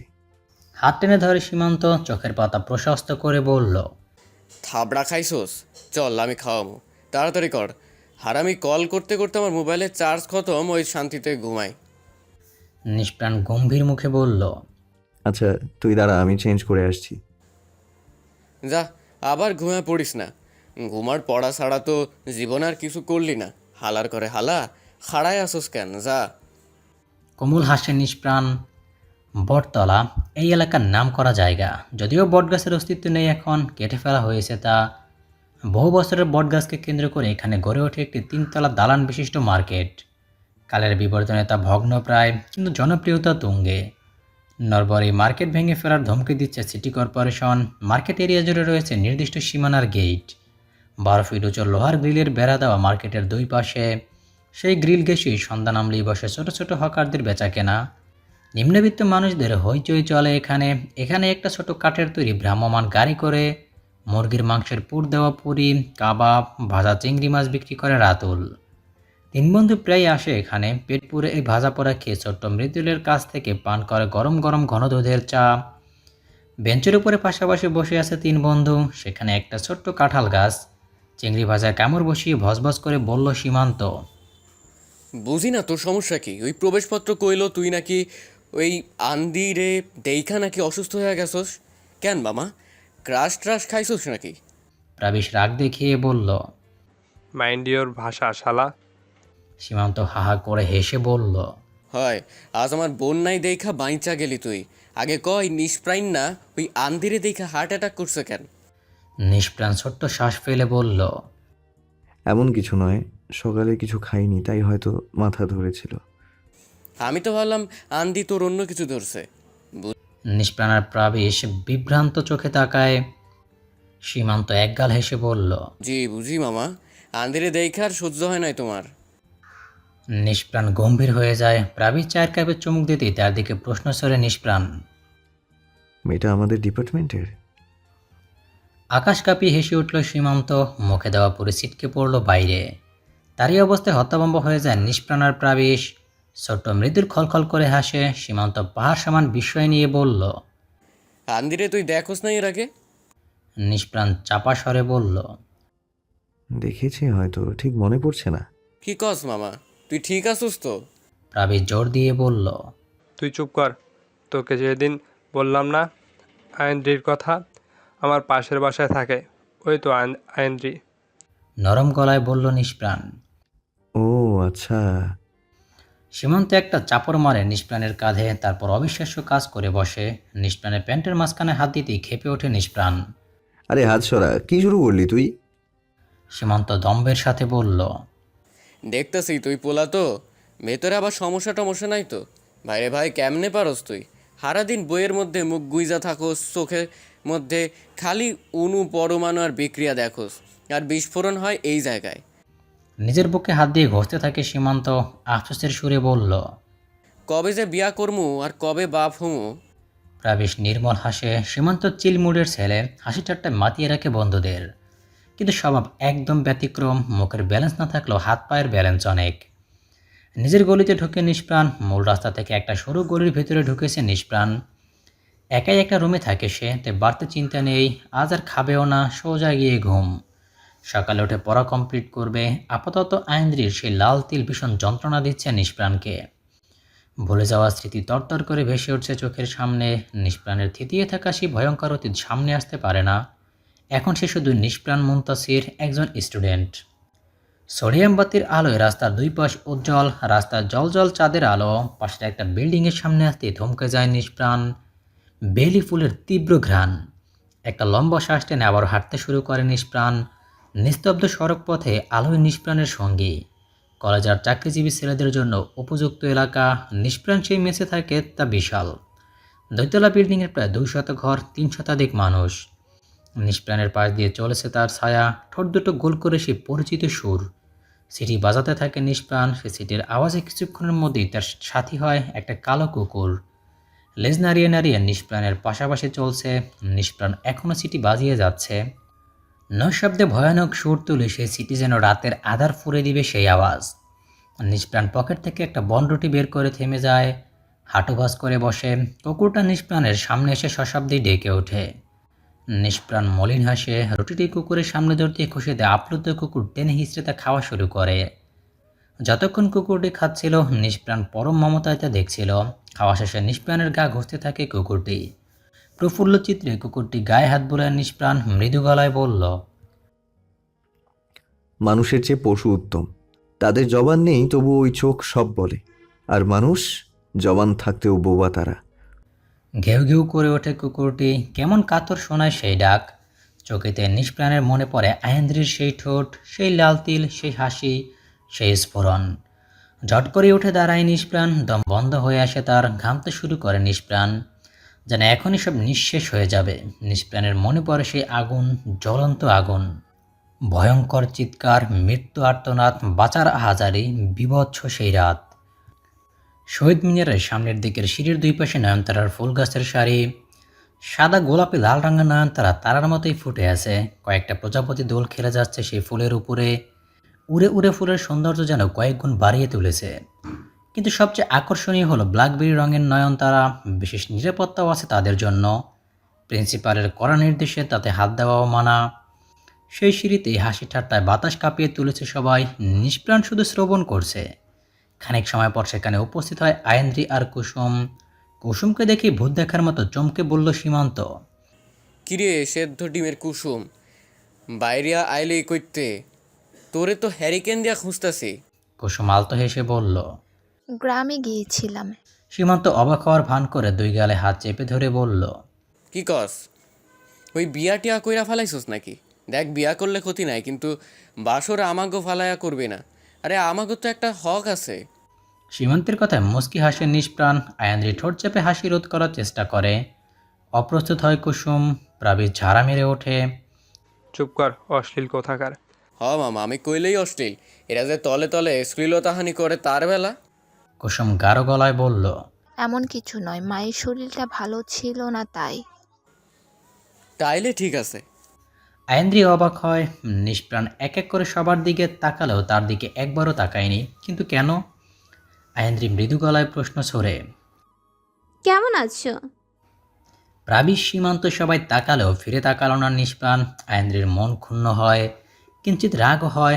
জমাট গলায় বলে, তোমার কি আমার সাথে কথা বলতে কোনো সমস্যা? তখনই আজান হয় আসরের। নিষ্প্রাণ ব্যাগটা কাঁধে তুলে নেয়, হাঁটা ধরে মসজিদের উদ্দেশ্যে। আয়েন্দ্রি যার পনাই অবাক হয়ে নাকি তাকে ইগনোর করার জন্য রাগ করবে বুঝতে পারছে না। আয়েন্দ্রির ভরাট মুখটা চুপসে একটুখানি হয়ে যায়। প্রাবিশ গম্ভীর মুখে বলল, অ্যান্ড্রি, এনিথিং রং? সীমান্ত ফিসিল হেসে ঠাট্টার ছলে বলল, কেন পিড়িতি পাড়াইলারে বন্ধু, সায়রা যাইবা যদি।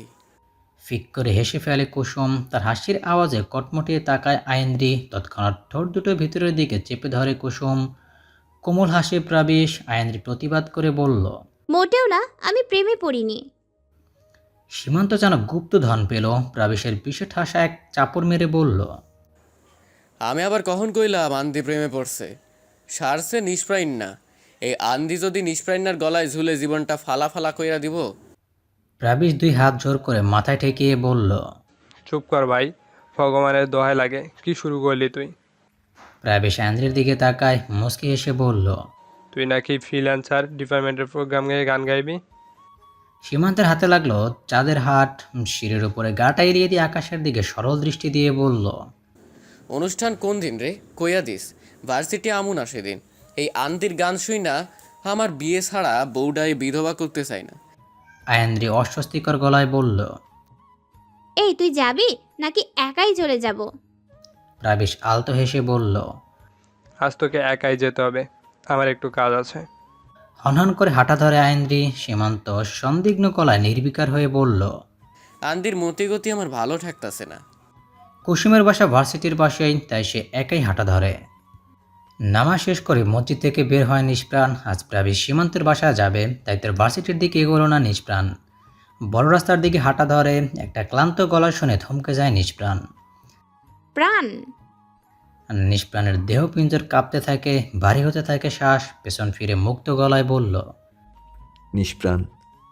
আইন্দ্রি মুক্ত হাসে, হেসে হেসেই বলল। নিষ্প্রাণ এ কেমন নাম? নিষ্প্রাণ মানে প্রাণহীন, জড়ো। তুমি তো তা নাও, তাই তুমি প্রাণ। এখন থেকে আমি তোমাকে প্রাণ বলেই ডাকবো। Any problem? নিষ্প্রাণ মুগ্ধ হাসে। আইন্দ্রি খেয়াল করে নিষ্প্রাণ মুচকি হাসলে তার ঠোঁটে হালকা প্রসারিত হয়, যা অন্যদের সময় দাঁত বেরিয়ে আসে। আর নিষ্প্রাণের চোখের পাতা নিচে ওঠে তার সাথে। গ্লাসের ফাঁক দিয়েও চোখ দুটোতে কেমন মায়া লাগে। নিষ্প্রাণ চোখ তুলে তাকায়নি আইন্দ্রির দিকে। আইন্দ্রি গভীর মনোযোগে সেটাই দেখছিল। ফুটপাতেই বসে আছে একজন পাগল লোক, মাথা ভর্তি চুলে ময়লা জড়ানো, গায়ে ছেঁড়া শার্ট, ধুলোবালিতে যেন গোসল করে এসেছে। তার সামনে একটা কুকুর কি যেন শুকে যাচ্ছে। ফিকে গলায় প্রশ্ন করে আইন্দ্রি। আমি কি দেখতে খুব খারাপ? নিষ্প্রাণ গুমোট হাসে। বুকের ভিতরে জ্বলে ভয়ঙ্কর সে আগুনের লেলিহান শিখা। চোখে ভাসে সেই ঠোঁট, সেই লাল তিল, সেই হাসি, আর কানে বাজে, বিয়ে করবি আমায়। আইন্দ্রি ভ্রু কুঞ্চিত করে বিস্ময়কর দৃষ্টিতে তাকায়। দেখতে পায় নিষ্প্রাণ উন্মনা হয়ে কিছু একটা ভাবছে, আর তাতেই তার ঠোঁটের কোণে ফুটে উঠেছে অমায়িক হাসি। আইন্দ্রি উৎসুক মন ভাবে, এই ছেলেটা এত কম কথা কি করে বলে, শুধু হাসে। প্রাণ। পূর্ণ নজরে আইন্দ্রির দিকে তাকায় নিষ্প্রাণ। তার শান্ত অক্ষিযুগল বিদ্ধ হয় আইন্দ্রির অধরে। সেই লাল তিলে অস্ফুট আওয়াজে বলল। হুম। একটা হেল্প করবে আমায়? নিষ্প্রাণ কিছুক্ষণ থেমে বলল। বলো। আইন্দ্রি দ্বিধান্বিত গলায় ভেঙে ভেঙে বলল। শুনেছি তুমি নাকি সব সাবজেক্টের নোট তৈরি করে রাখো। আমাকে ফিজিক্স কেমিস্ট্রি নোটটা দিবে? 2 দিন পরে ফেরত দিয়ে দেব। নিষ্প্রাণ প্রসন্ন গলায় বলল। ওকে, কাল নিয়ে আসবো আমি। Thank you. ঝলমলে শুভ্র নির্মিক অন্তরিক্ষের দাবাদাহে ভীষণ ক্লান্ত পরিবেশ। প্রভাকরের উষ্ণলীলায় যেন আজ কার্পণ্য নেই, বহমান সমীরেও নেই চঞ্চলতা। চক্ষু দর্পণে তা নিরাগ ধরে নেওয়া যায়। দুপুর রোদের এই চঞ্চলতায় মন ক্ষুণ্ণ বসুন্ধরার। বিধ্বস্ত সে, বিমূর সে। ক্যান্টিনের গোল টেবিলের ঠিক উপরে ভনভনিয়ে চলছে ফ্যান। ত্রিদার খোলা ক্যান্টিনের ভিতরেও নেই সামান্য শীতলতা। গরমে হাঁসফাঁস করা আইন্দ্রি তার শিয়ে ওড়নাটা গলদেশ থেকে কিঞ্চিত নামিয়ে বুকুর উপর এনে দেয়। তাতেও রক্ষে নেই। ঘূর্ণায়মান ফ্যানের ঝলকানিতে বাতাস কাঁপালেও শরীরের লোম যেন তা আস্বাদন করতে পারছে না। হাঁপিয়ে ওঠা গলায় বলল আইন্দ্রি। এই গরমে তো মরে যাব রে। সীমান্ত একগাল হেসে বলল। আরে মূর্তি না, মাইয়া মানুষের জান কই মাছের জান। এত সহজে ধরনী হালকা হইতো না। সীমান্তের কথায় হচল খায় আইন্দ্রি। অক্ষি পল্লব বিস্তৃত করে বলল। তোর সমস্যা কি? সব সময় পেছনে লেগে থাকিস কেন? সীমান্ত সরল দৃষ্টি নিয়ে নিজের আশপাশ দেখে বলল। কই দেখলি পেছন? আমি তো তোর সামনে। প্রাবিশ এতক্ষণ হাসি চেপে রাখলেও এইবার ফট করে হেসে ফেলে। চোখ জোড়া মিনমিনে করে প্রাবিশের দিকে তাকায় আইন্দ্রি। নিষ্প্রাণ বইয়ে মুখ গুজে রেখেছে। তার গ্লাসের উপর ফাঁক দিয়ে লম্বা পল্লব দেখে চলেছে আইন্দ্রি। চকিতে নিষ্প্রাণের কাঁধে এক বিশাল থাবা বসায় সীমান্ত। ফিসেল হেসে বলল। মামা সাবধান, তুমি মামা বাঘিনীর নজরে পড়ছো। মাংস নিয়ে টানাটানি করলে উই ডোন্ট নো। নিষ্প্রাণের ঠোঁটে সে আলতো হাসি। হুট করে বলে ওঠে আইন্দ্রি। তুই বেশি কথা বলিস। আজকেই তোর বাবার কাছে গিয়ে বলে আসবো। সীমান্ত প্রাণোচ্ছল হেসে বলল। কিতা কইবি বই না, আমার বাপরে গিয়া ক এইসব কেমিস্ট্রি ফ্যামিস্ট্রি আমারে দেয়া হইব না। বিয়া করাইতে আমরে তো গড়ে শাশু আর ফুফু বানাবো। ছি, অশ্লীল। সীমান্ত ঠোঁট বাঁকিয়ে বলল। মোর জ্বালা, বিয়ার কথা কইলেও অশ্লীল। আইন্দ্রি তর্ক করা বন্ধ করে। সেখানে দৌড়ে আসে তৃণা। স্যার প্র্যাকটিসের জন্য ডাকছে আইন্দ্রিকে। আইন্দ্রি যেতে চাইছে না। তৃণা জোর করে নিয়ে যায় তাকে। বই থেকে মাথা তোলে নিষ্প্রাণ। বই বন্ধ করে ব্যাগের ভিতরে রেখে সামনে তাকাতেই সীমান্তের সন্দিগ্ন চোখ জোড়া চকচক করে ওঠে। সন্দিহান গলায় প্রশ্ন ছড়ে। নিষ্প্রাণ না, সমস্যা কি তোর? আন্দিরে দেখলেই সাপের মতো মোড়ামোড়ি করস কেন? নিষ্প্রাণ আলতো হেসে মোলায়েম গলায় বলল, এমন কিছু নয়, ওর কাছে আমার একটা নোট আছে, নিয়ে নিস। আমি গেলাম। প্রাবিশ কৌতূহলী গলায় বলল, কোথায় যাচ্ছিস? ক্লাস করবি না? না, মেসেজ আছি, কাজ আছে আমার। ব্রেক আওয়ারের পর আসবো, এখন আসি। সীমান্তরা প্রাবিশের অদৃশ্য চিন্তায় আবিষ্ট অক্ষিজোড়া পল্লব ধীরে ধীরে ওঠানামা করছে। শীতাতাপ নিয়ন্ত্রিত একটা রেস্তোরাঁয় এসে ঢুকে নিষ্প্রাণ একদম কোনার টেবিলের কাছে গিয়ে চেয়ার টেনে বসে পড়ে। গায়ের পোলো শার্টটা ঘেমে চেপে আছে শরীরের সাথে, ঘরমাক্ত মুখের চোয়াল বেয়ে নামছে উষ্ণ জলের স্মিত ধারা। ভ্রুজগুলোর কার্নিশে কার্নিশে ঘামের নহর, সামনের চুলগুলো লেপ্টে আছে কপালে। নিষ্প্রাণ চোখের চশমাটা খুলে টেবিলের উপর রাখে, পকেট থেকে সফেদ রঙের একটা পাতলা রুমাল বের করে ঘামে ভেজা মুখটা মুছে নেয়। ফর্সা মুখে ঘামের ফোঁটা মুক্তোর মতো ঝুলছে। নিষ্প্রাণের এই অবস্থা দেখে সামনের ভদ্রলোক অমায়িক হাসলেন, নির্বিঘ্ন গলায় বললেন, আর ইউ অলরাইট নিষ্পান? নিষ্প্রাণ চট করেই রুমালটা পকেটে ঢুকিয়ে নেয়, চমৎকার হেসে বলে, ইয়েস, আই এম ফাইন। কেমন আছেন আপনি? ভদ্রলোক ছোট্ট করে জবাব দিলেন, ভালো। দাদু কেমন আছেন? তার বুকের ব্যথাটা কমেছে? ভদ্রলোক চিরাচরিত ব্যবহার সুলভ নিষ্প্রাণের সামনে একটা খাম রাখলেন, মৃদু গলায় বললেন, জি, তিনি ভালো আছেন। আপনার এই মাসের হাত খরচ। নিষ্প্রাণ খাম হাতে নিয়ে বলল, আমার কিছু বই কিনতে হবে, বাড়তি টাকার কথা বলেছি দাদুকে। তিনি কি তা দিয়েছেন? ভদ্রলোক স্মিত হেসে বললেন, জি, আপনার বইয়ের জন্য তিনি বাড়তি 2000 টাকা দিয়েছেন। সব মিলিয়ে এখানে 10,000 আছে। নিষ্প্রাণ প্রসন্ন হাসল, কৃতজ্ঞতার সুরে বলল, ধন্যবাদ। আমি তাহলে এখন আসি, আমার ক্লাস আছে। ভদ্রলোক উঠে দাঁড়ালেন, উষ্ণ আলিঙ্গন করলেন নিষ্প্রাণের সাথে। তার থেকে বিদায় নিয়ে চঞ্চল পায়ে হাঁটা ধরে নিষ্প্রাণ। ব্রেক আওয়ার শেষ হওয়ার আগেই তাকে ভার্সিটির প্রাঙ্গণে ঢুকতে হবে। ভদ্রলোক রেস্তোরাঁ থেকে নিষ্প্রাণের যাওয়ার গতিপথ দেখলেন, মোবাইলটা নিয়ে কল করলেন কাউকে, অতি সানন্দে বললেন, হি ইজ ফাইন। পড়ালেখা নিয়ে ভীষণ ব্যস্ত। আপনার উপরও বিশ্বাসী। খামে 2000 টাকা কম আছে, কিন্তু সে আমার কথা অনুযায়ী বিশ্বাস করে নিলেন সবটা, তাই আর খুলে দেখলেন না। উপসের ব্যক্তি শুধু শুনলেন, কোনো কথা বললেন না। সন্ধ্যার আগের আলোকছটা প্রাণবন্ত পশ্চিমা আকাশ, সোডিয়ামের লাইটগুলো জ্বলে উঠবে খানিক পরেই। আকাশ জুড়ে থাকবে তখন নিকষ কৃষ্ণ অন্ধকার। তার ফাঁক গড়িয়ে উঁকে দিবে সুধাংশু, তার মিষ্টি আলোয় কালো অন্ধকার ডিঙিয়ে ধরণী দেখবে প্রান্তর। উচ্ছল হবে পরিবেশ, বিষণ্ণ মন পাবে সতেজতা। বাসায় এসে হাত মুখ ধুয়ে প্রথমে হালকা কিছু খেয়ে নেয় নিষ্প্রাণ। মাসের আজ 5 তারিখ, ম্যানেজার আসবে ভাড়া নিতে। গায়ের জামাটা খুলে ঝোলানো দড়িতে তা মেরে দিয়ে বিছানায় বসে নিষ্প্রাণ। একটা সাধারণ চৌকি, তার পাশে পড়ার টেবিল, সেখানে বইয়ে ঠাসা। টেবিলের সামনে একটা চেয়ার, চৌকিটির পায়ের কাছে একটা বুকশেলফ। জামা কাপড় রাখার জন্য একটা ছোট্ট ওয়ারড্রপ ছাড়া আর তেমন কোনো উল্লেখযোগ্য আসবাবপত্র নেই নিষ্প্রাণের এই মেসে। দরজায় খটখটানি হতেই সপ্রতিভ হয় নিষ্প্রাণ, নিশ্চয়ই ম্যানেজার এসেছে ভাড়া নিতে। খামটা খুলে 3000 টাকা বের করে নিয়ে দরজা খুলে দাঁড়ায় নিষ্প্রাণ। ম্যানেজারের চোখ দুটো টসটসে, মুখে থাকা পানের রসটা পিস করে ফেলে অনাবিল হাসলেন, হেসে হেসেই বললেন, কেমন আছেন নিষ্প্রাণ সাহেব? আজ কিন্তু মাসের 5 তারিখ। নিষ্প্রাণ স্মিত হাস্য অধরে বলল, জি জানি, এই নিন আপনার ভাড়া। টাকাটা হাতে নিয়ে ভদ্রলোক গুণ দেখলেন, ঠিক আছে। হাতে উঠে একটা লম্বা সালাম জানালেন নিষ্প্রাণকে। তার বিনিময়ে উষ্ণ হাসল নিষ্প্রাণ। দরজা লাগিয়ে ভেতরে আসে সে। মেসের কারোর সাথে সখ্যতা নেই নিষ্প্রাণের। সকালের দিকে একজন মহিলা এসে রান্না করে রেখে যায়। দিনের বেশিরভাগ সময় ভার্সিটি, কোচিং আর বন্ধুদের সাথেই কাটায় নিষ্প্রাণ। কোনোদিন বাসায় এসে খায় তো কোনোদিন না। খামটা সন্তর্পণে খুলে তার ভেতরের অবস্থা দেখে সে। অনুপরে নিষ্প্রাণের শান্ত চোখজোড়া চঞ্চল হয়ে ওঠে। খামের ভেতর শুধু 5000 টাকা আছে। নিষ্প্রাণ অস্থির হয়ে ওঠে, অশান্ত হয়ে ওঠে তার মন।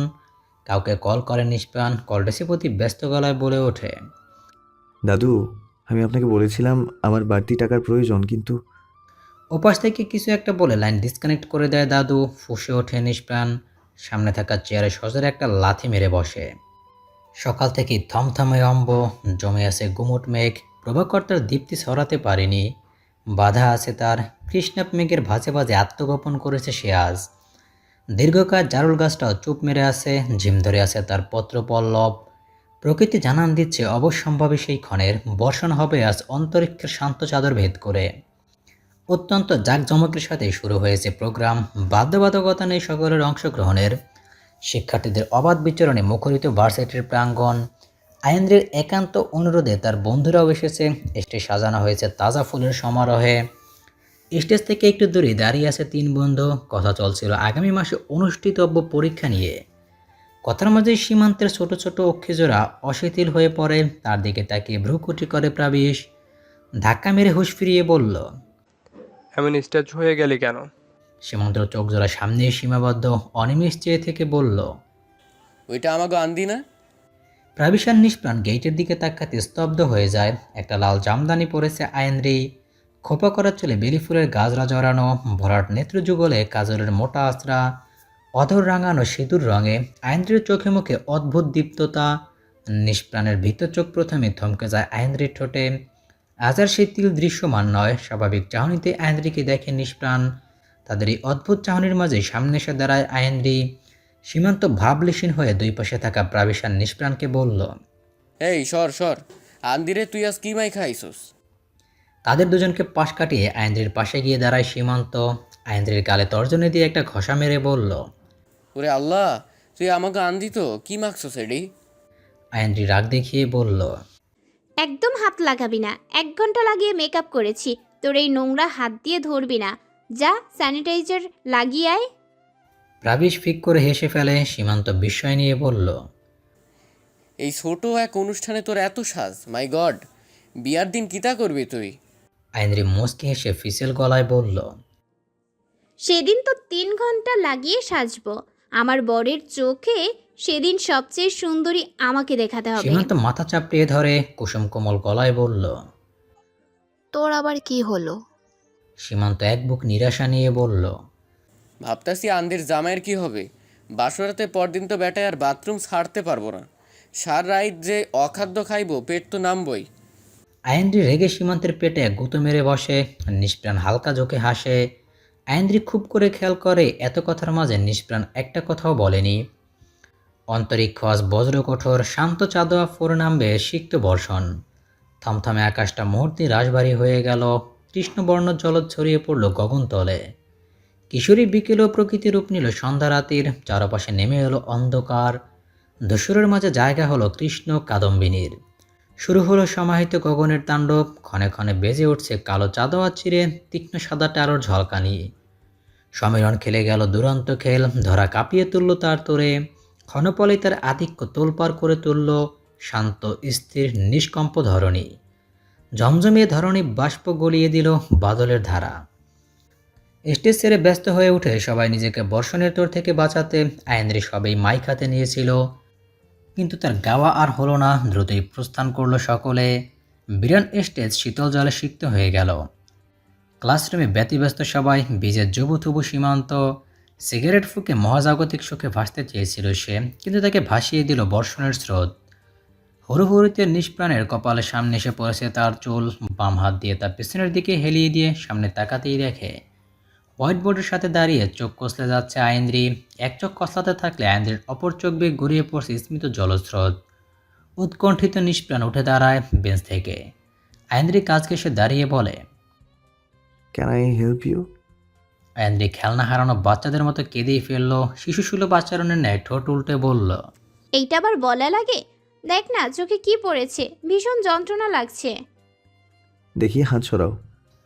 আয়েন্দ্রির সচেতন মস্তিষ্ক ব্যথায় এতটাই পৃষ্ঠিত যে নিষ্প্রাণকে তুই বলার পরও সে যে কোনো রিয়াক্ট করেনি তা আয়েন্দ্রি খেয়ালই করেনি। আয়েন্দ্রের অক্ষিপুর টেনে ধরে বার কয়েক ফু দিলেও কাজ হয় না। এক গোটা ছোট্ট পোকা আয়েন্দ্রের চোখের কারণে সে জলসিক্ত হয়ে আছে, তাই ফুতে তা সরছে না। নিষ্প্রাণ তার পকেট থেকে রুমাল বের করতে গেলে অধৈর্য গলায় বলে ওঠে আয়েন্দ্রি, তাড়াতাড়ি কর না। ধৈর্য ধরো। নিষ্প্রাণ তার রুমালটা রোল করে তার কোনা বের করে সুচালো রূপ দেয় তার। অতি সন্তর্পণে আয়েন্দ্রের চোখের কোণ থেকে সেটার সাহায্যে পোকাটা বের করে আনে। ব্যাগ থেকে বোতল বের করে আয়েন্দ্রের হাতে দিয়ে বলে, পানি ঝাপটা দাও, ভালো লাগবে। খানিক ধাতস্থ হতেই আয়েন্দ্রের ষষ্ঠ ইন্দ্রিয় জানান দেয় সে এত সময় নিষ্প্রাণকে তুই করে বলেছে। তরিত গলায় বলে, সরি, আসলে চোখে ভীষণ যন্ত্রণা হচ্ছিল, তাই আর খেয়াল করতে পারিনি। তোমাকে তুই বলে ফেললাম। নিষ্প্রাণ বিগলিত হেসে ছোট্ট করে বলল, ইটস ওকে। প্রসন্ন হাসে আইন্দ্রি, ভ্যাল ভ্যাল করে তাকিয়ে থাকে তাদের দিকে, নিজের শ্বাস ঝাড়া মেরে বলল সীমান্ত। তুই আর তুমি নিয়া এত ফর্মালিটিস শুরু করলি কেন? আমি তো মাইয়া দেখতে গেলে এত ফর্মালিটিস করবো না। প্রাবিশ মৃদু হেসে বলল, রাইট, ফ্রেন্ডকে তুমি বলা ইটস ইয়ার।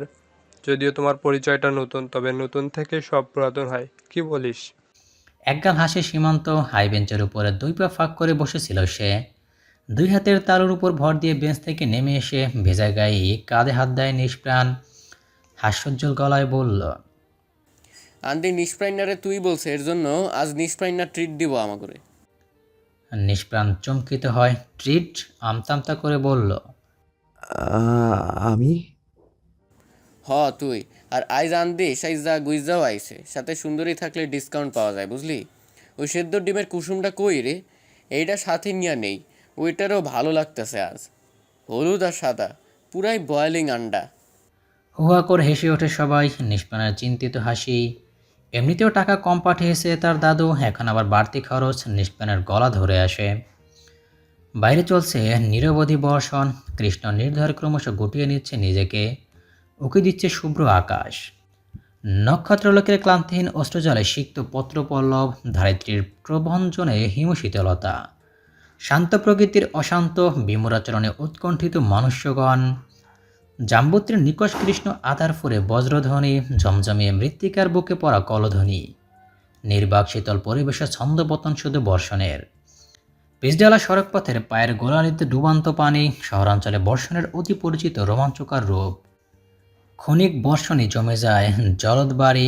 ডোবো ডোবো পায়ে ঝিরিঝিরি বৃষ্টির তাল সামলিয়ে একটা ক্যাফেতে ঢোকে 4 বন্ধু। নবমণ্ডলের ক্রন্দনাদ যেন থামবার নয়। খানিক সময় পর পর মৃদু সুরে ঝরায় অশ্রুনীয়র তাতে প্রলোপিত হয় বসুন্ধরা। মাঝখানে অবস্থিত একটি টেবিলের 2 পাশে বসে আয়েন্দ্রি, সীমান্ত আর প্রাবিশ নিষ্প্রাণ। সীমান্ত পাতলা সার দ্বিতীয়বারের মতো বৃষ্টির কবলে পড়ে। আয়েন্দ্রির শরীরে মৃদু বৃষ্টির ছটা। আঁচলটা পেছনের দিকে মেলে দিয়ে লম্বা শ্বাস ফেলে সে। ফ্যানের বাতাসে কম্পিত দেহ প্রশান্তি। আর্দ্র দেহে উষ্ণতার যোগান প্রয়োজন। প্রাবিশ মুখে লেগে থাকা পানি মুছে নেয় টেবিলে থাকা টিস্যু পেপার দিয়ে। সেই মতো ঘটনার পুনরাবৃত্তি ঘটায় আয়েন্দ্রি।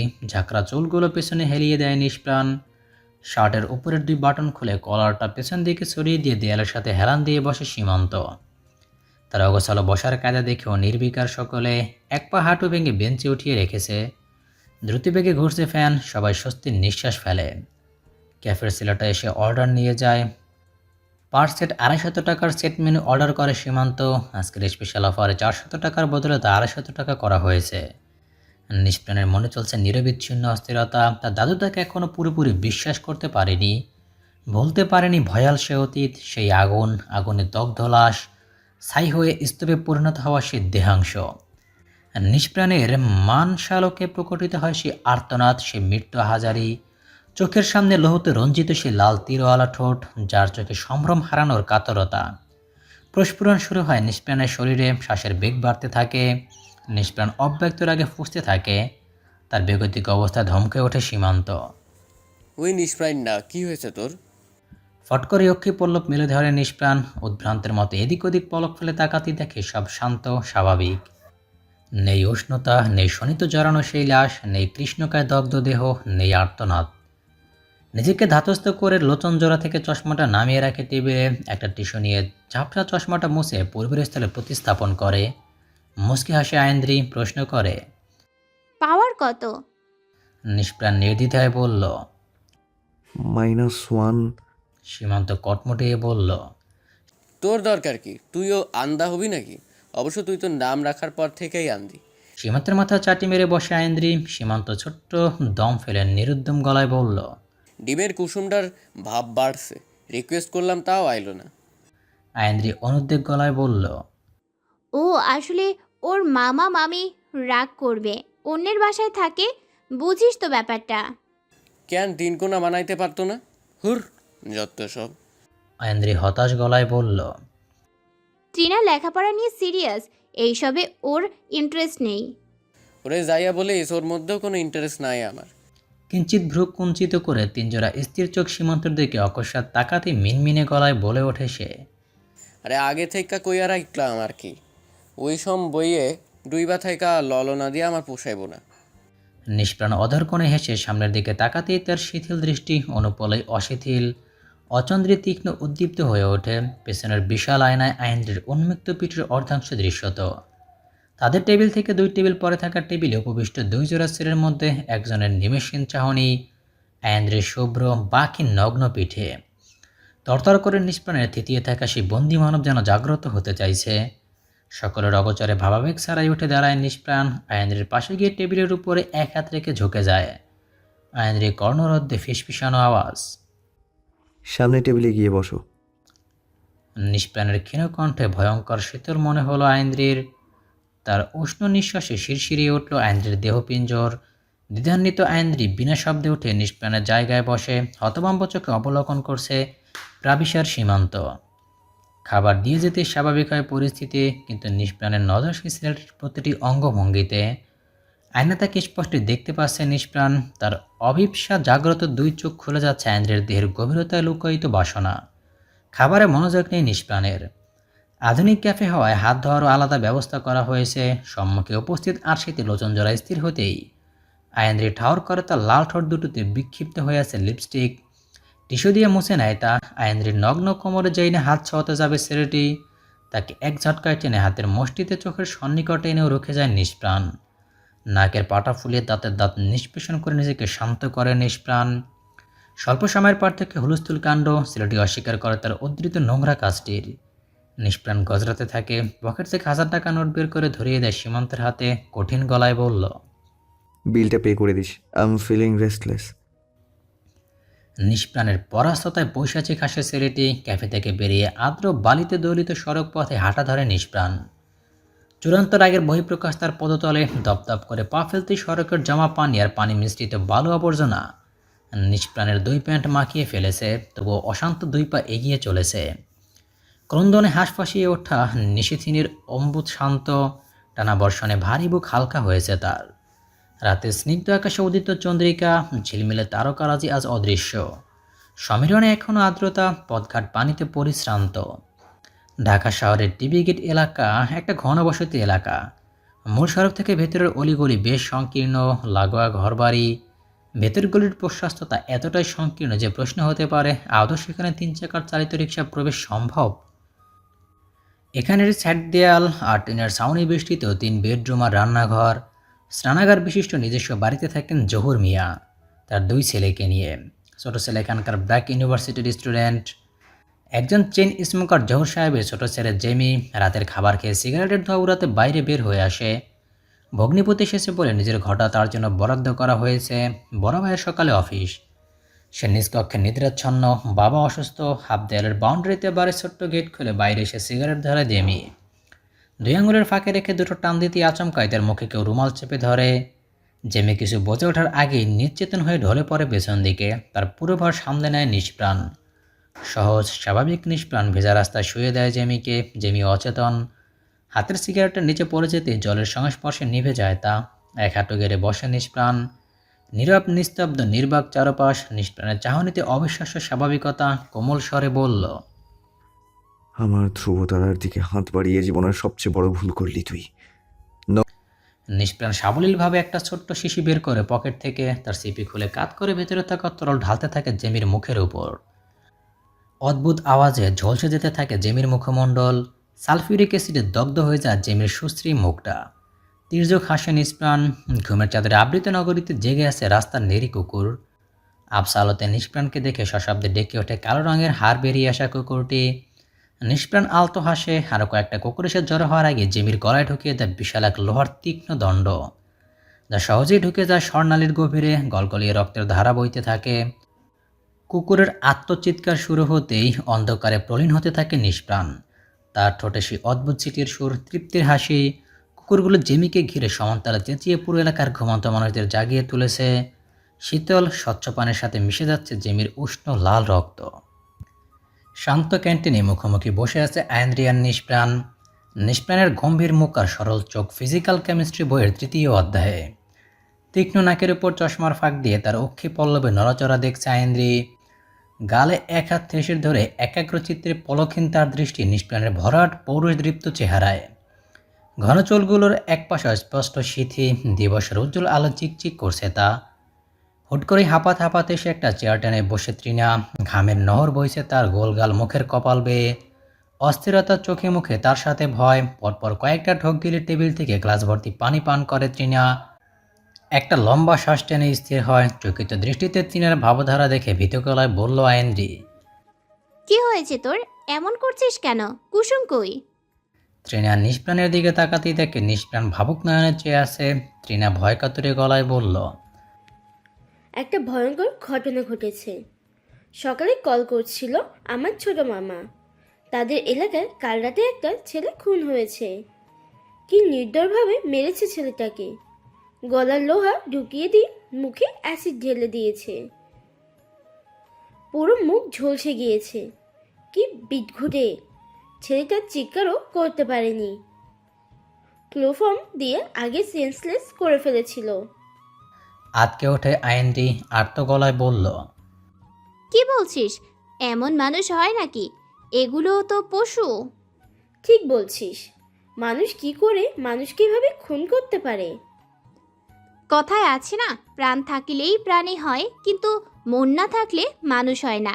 এরা মানুষ নামের পিশাচ। ছি, কি করে পারে এইভাবে কারো প্রাণ নিতে? অপলক চেয়ে আয়েন্দ্রির কথা শ্রবণ করছিল নিষ্প্রাণ। কথা শেষ হতেই অধর কোণে হাসে আয়েন্দ্রি ক্ষুণ্ণ গলায় বলল, তুই কিছু বলছিস না যে? নিষ্প্রাণ স্মিত হাস্য অধরে বলল। No comments. আয়েন্দ্রি ভ্রু নাচিয়ে বলল, ওয়াই?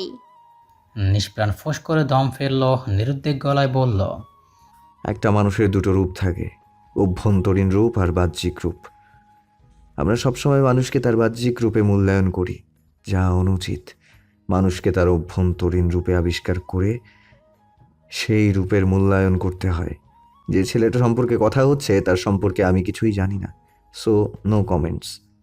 ফ্যালফ্যাল চাহনিতে আপাদমস্তক দেখে নিষ্প্রাণকে আয়েন্দ্রি। নিষ্প্রাণ উঠে দাঁড়ায়, ব্যগ্র গলায় বলে ওঠে আয়েন্দ্রি। কোথায় যাচ্ছিস? নিষ্প্রাণের সরল উত্তর, ল্যাবে। ওরা দুইজন কোথায়? শহীদ প্রাঙ্গণে। মসজিদের পাশের লাইব্রেরির সাথে ছোট্ট ফাস্টফুডের দোকান। আয়েন্দ্রি আর কুসুম খাচ্ছে। কুসুমের ব্যস্ত আচরণ আয়েন্দ্রির নাকের ডগে বিরক্তি ঝুলিয়ে বলল, আস্তে খা, পড়ে যাবে তো। ধৈর্য হারা গলায় প্রত্যুত্তর করে কুসুম। বাসায় তাড়াতাড়ি ফিরতে হবে। স্টুডেন্টকে আজ টাইম বেশিই দিতে হবে। ওখান থেকে ডাইরেক্ট ওখানেই যাব। আয়েন্দ্রি হতাশ গলায় বলল, এই প্রাবিশটা যে আজ কোথায় গেল? আয়েন্দ্রির দর্শনেন্দ্রিয় থেকে ফাস্টফুডের থাইয়ে নিষ্প্রাণ যাচ্ছে। আয়েন্দ্রি তটস্থ হয়ে উঠে দাঁড়ায়, ব্যস্ত পায়ে বেরিয়ে এসে ডেকে ওঠে, প্রাণ? নিষ্প্রাণের কর্ণরোধে আয়েন্দ্রির কণ্ঠস্বর পতিত হতেই পেছন ফিরে এসে বিস্তৃত হাসে আয়েন্দ্রি সমুচ্ছক চোখে তাকিয়ে বলল, প্রাবিশ কোথায় রে? নিষ্প্রাণের সাবলীল উত্তর, বৌদির সাথে দেখা করতে গিয়েছে। আয়েন্দ্রি ফুসলি উঠে বলল, শয়তান ছেলে, আমাকে না জানিয়ে চলে গেল। ক্লাস শেষ করে গরু খোঁজা খুঁজেছি ওকে, কলও রিসিভ করছিল না। আর ওই সীমান্ত কই? নিষ্প্রাণ নির্বিঘ্নে বলল, সীমান্তের মামা হসপিটালে ছোট্ট একটা অ্যাক্সিডেন্ট হয়েছে, তাইও ব্রেক আওয়ারেই চলে গিয়েছে। ছোট্ট দম ফেলল আয়েন্দ্রি, আহত গলায় বলল, এখন আমাকে একাই যেতে হবে। আমি আছি, চল এগিয়ে দিই। আয়েন্দ্রি খুশি মনে হাঁটা ধরে। রৌদ্রোজ্জ্বল বিকেলে শান্ত সমীরে পদধ্বনির কলরবে গমগমে সড়ক পথ। ফুটপথে চলছে নিরিফেরা পাখিদের পদযুগল। ব্যস্ত নগরী, ক্লান্ত পথিক চলছে আপন ঠিকানায়। মৌনতা ছন্দ তোলে আয়েন্দ্রি। বাড়িতে তোর কে কে আছে? নিষ্প্রাণ মোলায়েম গলায় বলল, কেউ নেই। মানে? নিষ্প্রাণ স্মিত হাসে, সহজ ভঙ্গিতে বলল, আমি অনাথ, এক আত্মীয়ের বাড়িতে বড় হয়েছি। আমার বাবার রেখে যাওয়া কিছু জমি জমা আছে, যার ভোগ দখল করছে তারা, তাই আমার লেখাপড়ার খরচ তারা দেয়। আয়েন্দ্রি অতি উৎসুকতা নিয়ে বলল, তুই নাকি একাই মেসে থাকিস? হুম। কেন? আমার একাকিত্ব পছন্দ। একাকিত্ব মানুষের সবচেয়ে কাছের সঙ্গী, যা কখনো মানুষকে ছেড়ে যায় না।